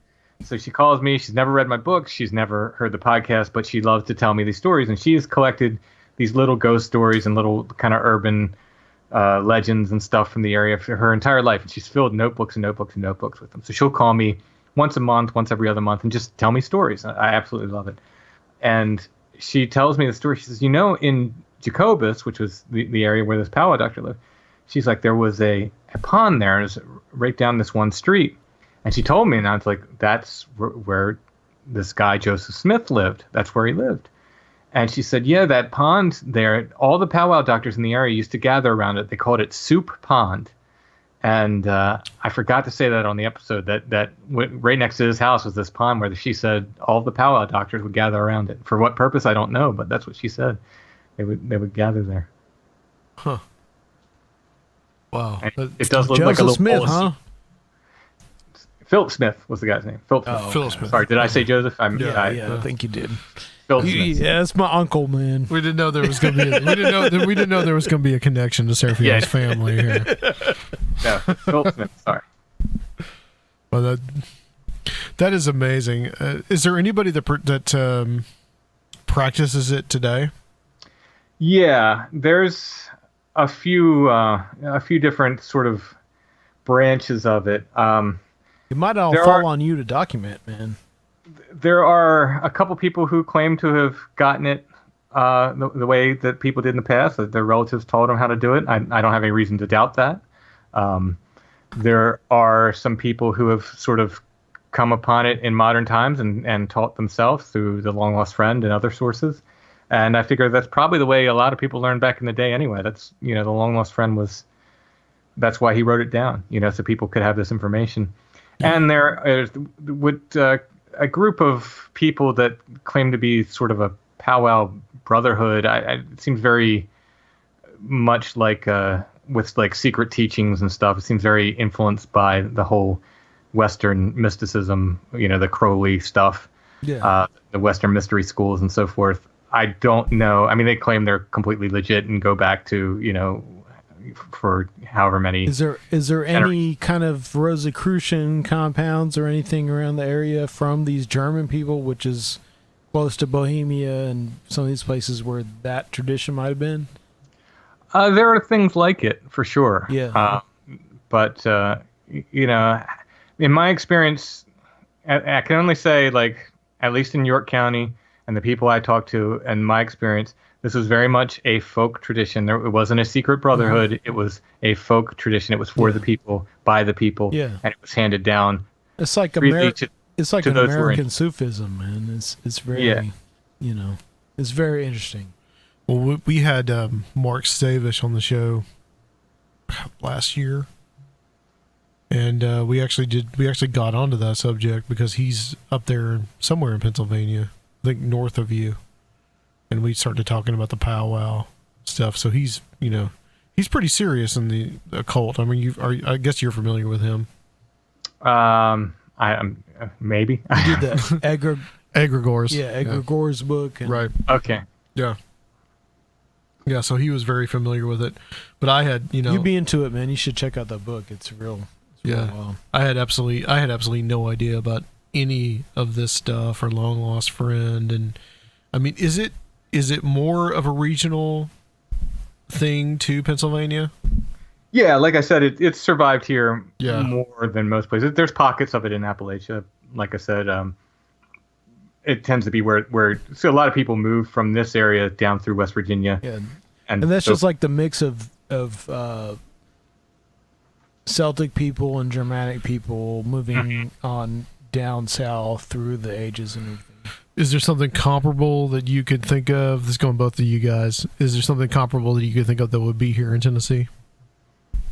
I'm sure you have your what they call it, your granny magics or your granny. I'm sure I think hoodoo maybe. Yeah, black folks got a lot of that shit to it. Yeah, as well. the conjuring hoodoo is related. That tends to, I think.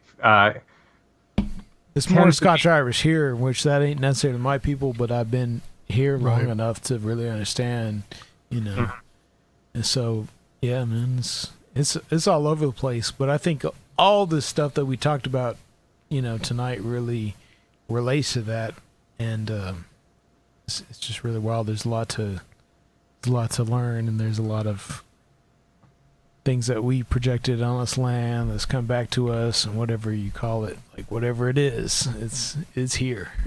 Yeah, I think I do think people bring their folklore with them where they go, and maybe it combines with the absolutely the First Nations folklore, but people tend to bring their folklore with them. So Tim, you are going to be joining us here in Nashville for our Strange Realities conference, and you are definitely going to get your share of Tennessee folklore. Yeah, for sure. I love all folklore. Absolutely love it. Yes, Strange Realities. I'm going to be speaking there twice, right? Yeah. So what are you going to be speaking about at our conference? Probably will do my talk on the gorilla flap of the early 1920s in Pennsylvania, which is a really interesting kind of series of articles rather, in different newspapers that start popping up in 1920 and go through, I think, late 1921 or early 1922, that people start seeing gorillas all over the state. And you can almost kind of track the gorillas as they move. And I do not believe for a second they're gorillas. Right. And, from newspaper to newspaper, these different accounts, and you can kind of track them through the state. They kind of start in the north middle of the state, and they move west and then end up in the southern part of the state. Very, very interesting. They kind of end in Gettysburg, which Adam's been to before. Oh yeah, the last time I went, I was with you and James. Yeah. So and it's really neat. And they're definitely not escaped circus animals. That's what everybody claims they are. But this is during a very cold winter in Pennsylvania, and they would not last. No way a mountain gorilla would last through that. So I'll do a talk on that. I think it's really, really interesting, and I'll tell all the reasons why I don't think they're mountain gorillas. And then you and Joshua Cutchin are going to team up, and I believe we're going to do this. This is probably going to be the last. In fact, I'm going to say it's the last presentation of the night, which is going to be kind of like the to cap it all off. Yeah. What is that going to be about? We do sort of a general presentation about where the footprints end, and then we get into a little more specific thing. Josh does his wilderness geist, or the wilderness poltergeist talk, equating Bigfoot phenomenon to poltergeist phenomenon, and I do one of my personal favorite chapters that I've written in the whole book. I do a talk on Bigfoot in association with these ladies in white or women in white spirits. Oh yeah. Yeah, let's talk about that just a little bit briefly. Just a Sure. preview. What do you want? Where do you want to begin? Yeah, well, this association with the ladies in white. So for me, it started with this story on Sasquatch Chronicles. It's one of my favorite stories. I think that's been on there. The fans know it kind of as the two brothers story. It's just these two brothers from Tennessee who live near each other in a little neighborhood, and they start having encounters with Bigfoot creatures, multiple encounters. Very, very strange series of events. And they feel like they're really being harassed and so forth. But they also start noticing this old woman in the neighborhood, and they said she's really, really bizarre. She's like wearing these dirty white clothes. She looks like a homeless woman. They said she was very tall. She was like over 6 foot. These German. ragged kind of white clothes. And they said she was wearing shoes that looked too big for her feet, which was an interesting detail. And they said there was like one ridge where these supposed Bigfoot creatures would hang out. You could hear them at night kind of going nuts up there. And they said she walked up towards it, and they tried to stop her. They're like yelling at her like, hey, don't go up there. And they thought like, well, she's dead. Like those they killed her. And they said that, the next morning they see her coming walking down from that same area. Supposedly, so the story goes, one of the brothers walked up to her and tried to get her attention. It said, stop, stop. And she wouldn't stop. She was ignoring her. He supposedly says, I command you to stop. And she stops, looks at him, and disappears right before his eyes. So it was a very interesting detail. It got me interested in this idea. And I was on the Sasquatch Chronicles forum, and I started noticing other people saying, hey, kind of like this Flannel Man thing, but they're saying, hey, I saw this weird lady. She was this weird, like, hag-like lady. She was wearing white, like, drove up the road, had a Bigfoot sighting. And other people were kind of weighing in on this. I'm like, okay, is this a thing? And then Aaron, David, and Kelly start talking about on Facebook that they're seeing this woman in white spirit, or Kelly is. And I was literally going to email them and say, you're about to have a cryptid encounter, when they put up a post that was like, I can't believe it, we had a cryptid encounter. And they saw what, may or may not have been a devil monkey, kind of meets that description, right after having seen this woman in white. And now I'm kind of like, okay, now I'm interested. So now I start digging. And by the way, Josh thought this was bunk when I started bringing this up. He thought there's nothing to this. And boy, is there ever something to this. Yeah. If you go back, there's multiple instances from folklore of various big hairy things that their wives are women that wear white.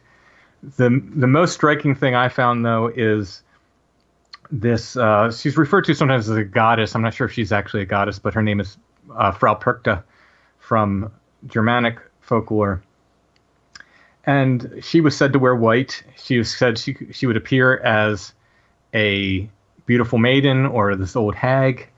She had one or both feet were too big for her body. They took the form of a swan's foot. Now, if you get into Bigfoot literature, you will notice that so many three-toed tracks, which is a very, very difficult thing to explain. And a swan's foot, a large swan's foot, would indeed look like a three-toed track, if you imagine a bird track like that. So that was interesting. Most interesting of all, though, is like her entourage. Perkta would lure children away and kill them, basically. And these children would appear, their souls would appear as will-o'-the-wisp lights. So you have this orb, will-o'-the-wisp phenomenon that surrounds Bigfoot. And here Perkta has that. And then Perkta's other entourage are the Perkten, which are a group of hairy wild men that run around. Beauty and the Beast. Here we have it's explicitly stated in folklore, and this isn't the only example. I have examples from Roman folklore, from Russian folklore, all across the world. It's to the point where if somebody tells me they're wild man, I immediately ask, does his wife wear white? Because all these entities have wives, the female version, and they're often white. Sometimes it's a creature, but most often it's a woman. And let's not go into it too much, but in the Ape Canyon story, there is elements of this too. Yeah, so the Ape Canyon story, that's one of my favorites to point to in the book, because that's one of these go-to legends for Bigfoot people, and one that's been told I don't know how many times in Bigfoot literature. And every time I've read it, it's always been about these guys who shoot a gorilla in the woods and then their cabin's attacked by a bunch of gorillas that night. They leave out all the weirdness that's associated with that. Fred Beck, one of the miners who was there, wrote a book with his son in the 1960s. So the Ape Canyon attack happens in the 1920s. In the 1960s, he writes down the story with his son, and he describes what really happened, and it's full of weirdness. They see a ghost of what they called a giant Indian, I believe, on their way to look for this mine. They didn't know where the mine was. They didn't know what they were looking for. They are told to follow a white arrow in the sky. So, tell me what that is, which will lead them into the wilderness. They follow this arrow. Along the way, they meet a woman whose name was Vander White. They don't say what she was wearing, but her name was White. Mm-hmm. This arrow leads them to the gold mine, which they call the Vander White Mine. They name it after this lady. While they're there, before they ever see creatures, they're hearing weird sounds from the ground. They're hearing disembodied voices.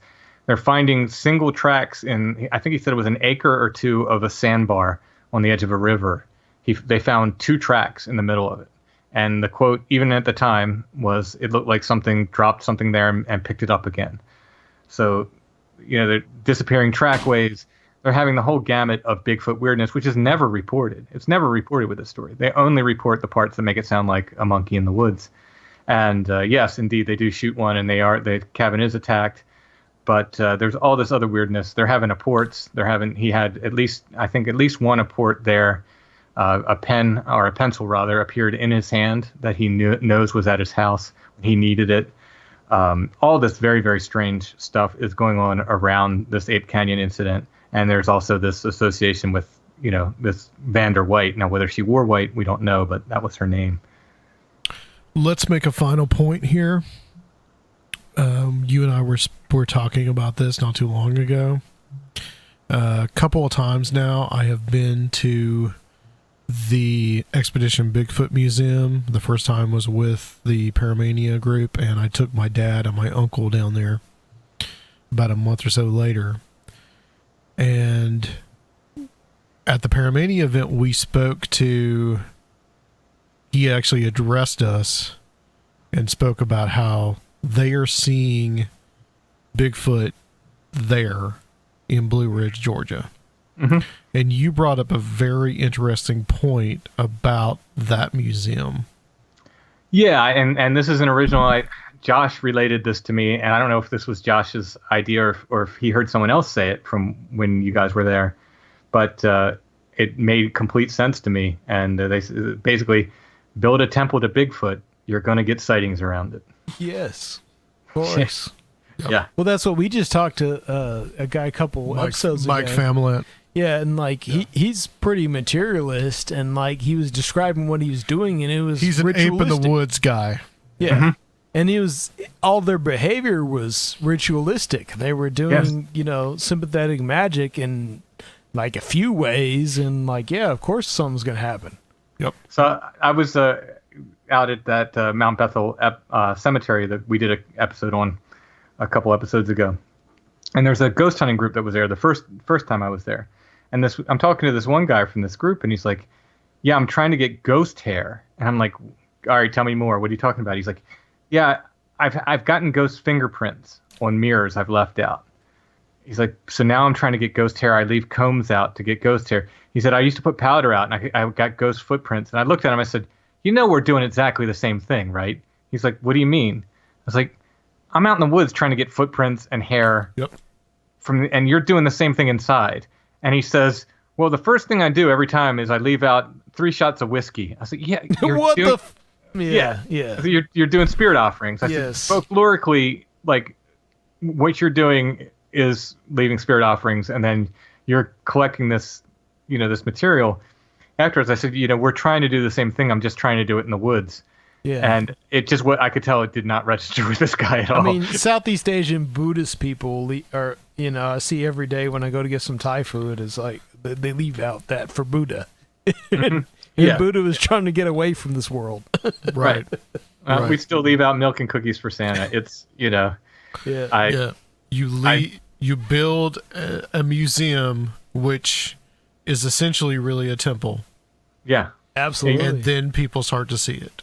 Yeah, you've made a temple to Bigfoot. You're literally collecting his poop, like, and putting it in there. I have seen it, and it's quite impressive. Yes, yeah, and not to mention the footprints and the hair and all the pictures and I mean, it's a celebration of Bigfoot. I've heard nothing but good things about it. Yep. Heard nothing but good things about it. But yeah, you've built a temple to Bigfoot. You're going to get sightings around it. So Tim, you are going to be with us on October 19th of this year. Yeah, give all the Nashville, details Tennessee.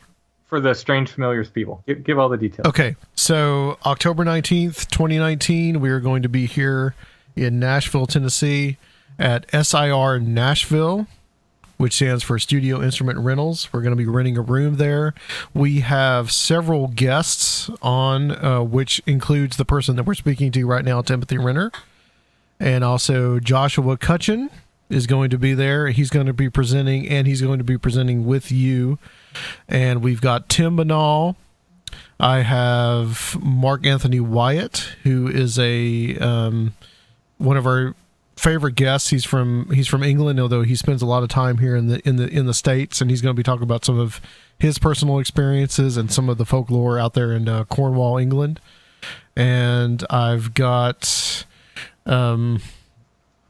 Zach Hunt, who just came on our show not too long ago. Now he's more of like a kind of a liberal Christian author. He's going to be talking about the rapture, and I am going to actually be presenting too. I'm going to be doing debut.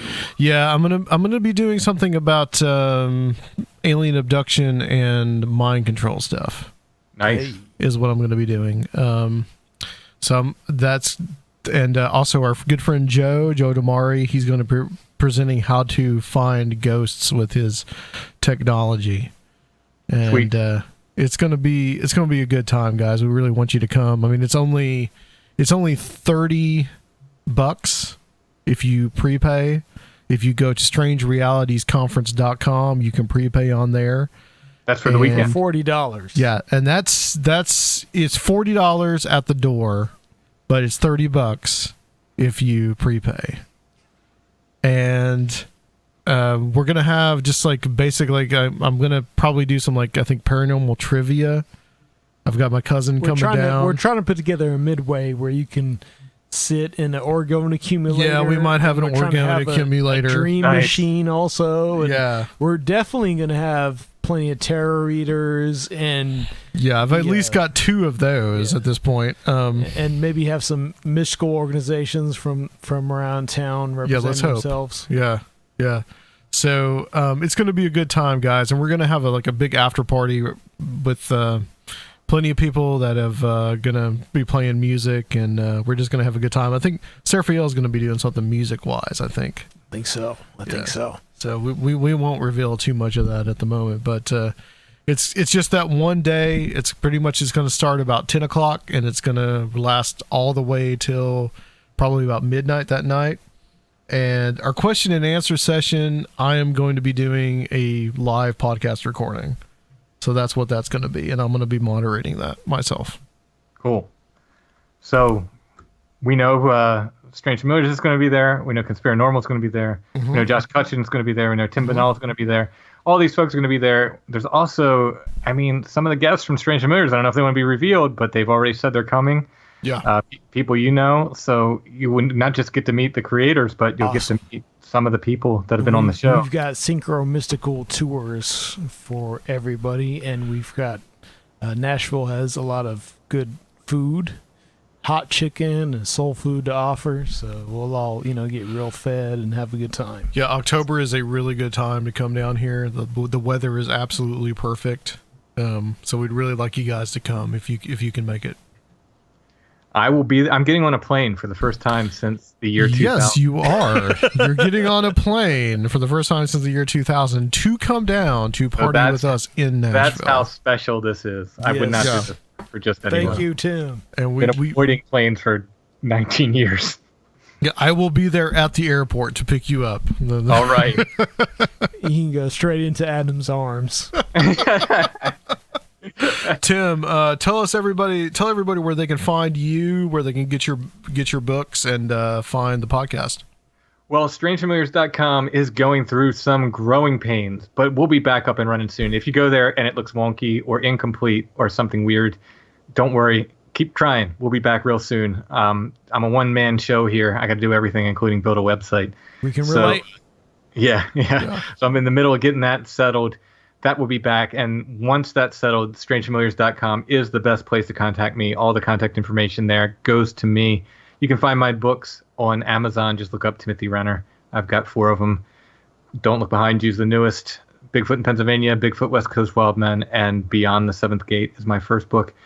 And 2 more coming with Josh, hopefully sooner than later, or Josh will smother me when I'm down there. And guys, for the Strange Familiars listeners, you can find us at Conspirinormal.com. We are starting up we've got a new episodes page where you can find all our episodes.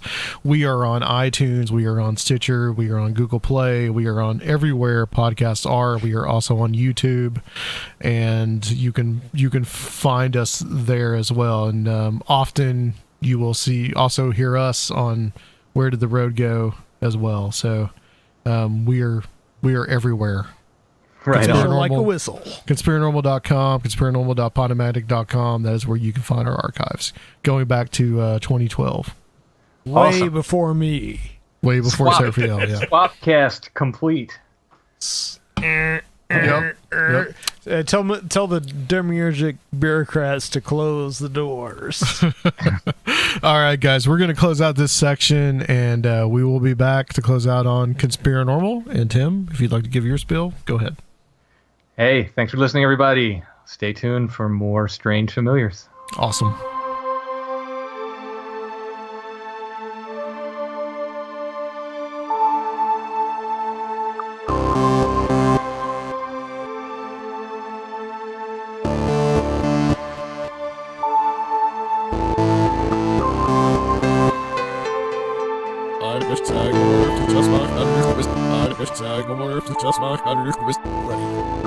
Well, I noticed that you've been listening to your ways to achieve success, and that you're starting your Fortune 500 company. Yeah, I'm trying to hypnotize myself into success.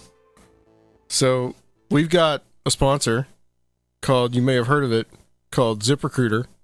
No, I've never heard and of it. You can further hypnotize yourself into success. And if you want to help us and help the show and ZipRecruiter, on behalf of our partner ZipRecruiter, here's why ZipRecruiter is the smartest way to hire.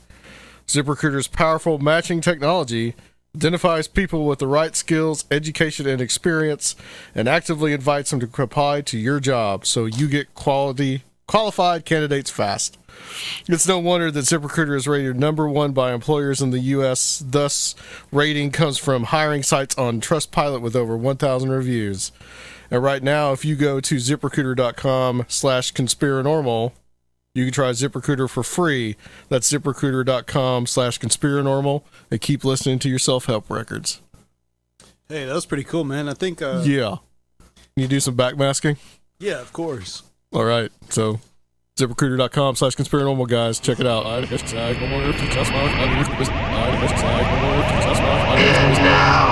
back to the show.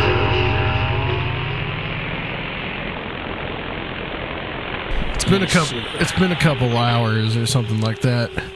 Yeah. And we are back to close out this episode of Conspirinormal. So that was a very interesting interview. I guess we were doing a swapcast with Tim. I think so. From Strange Familiars. Pod swapping.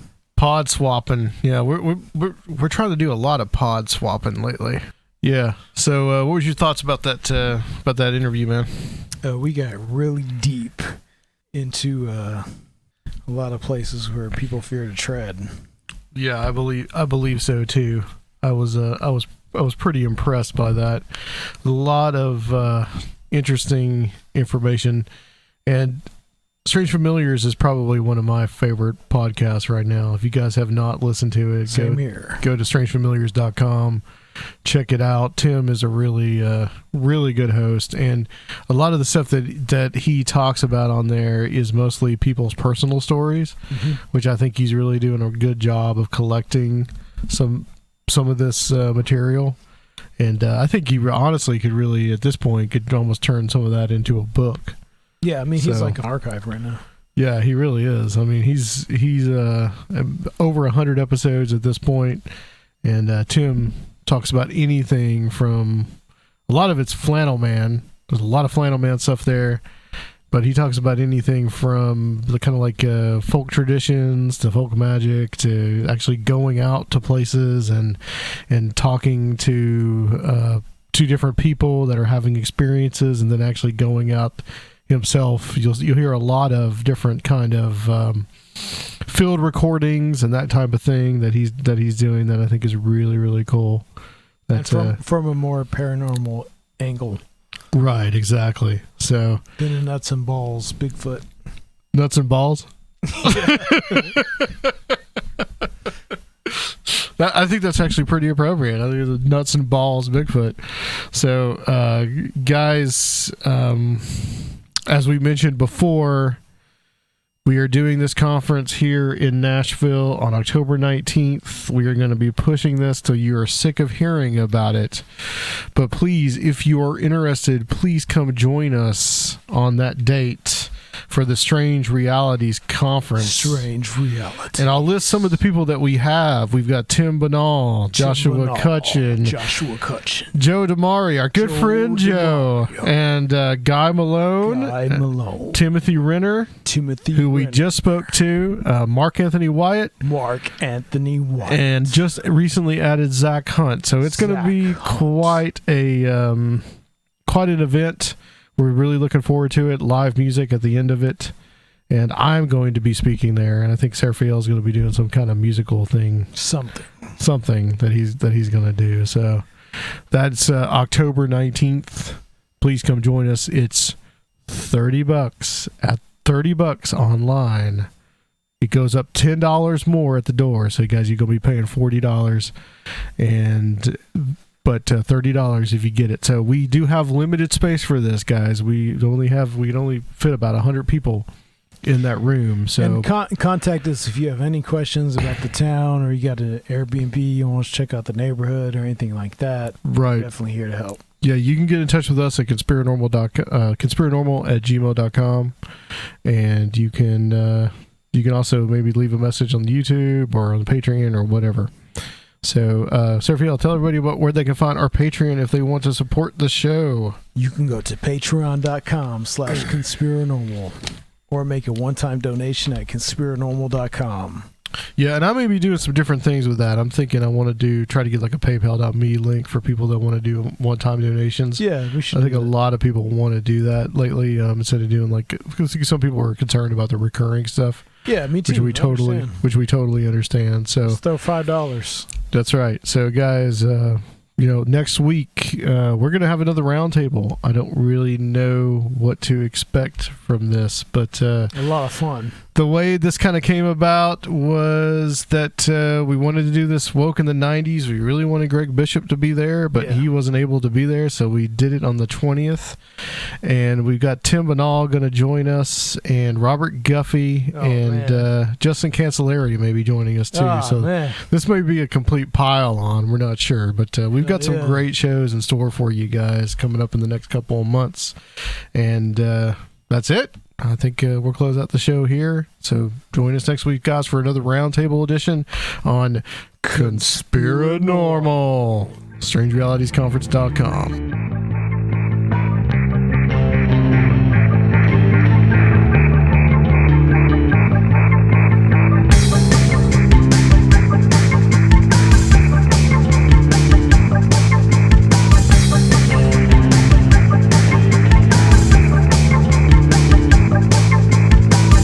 If you would like to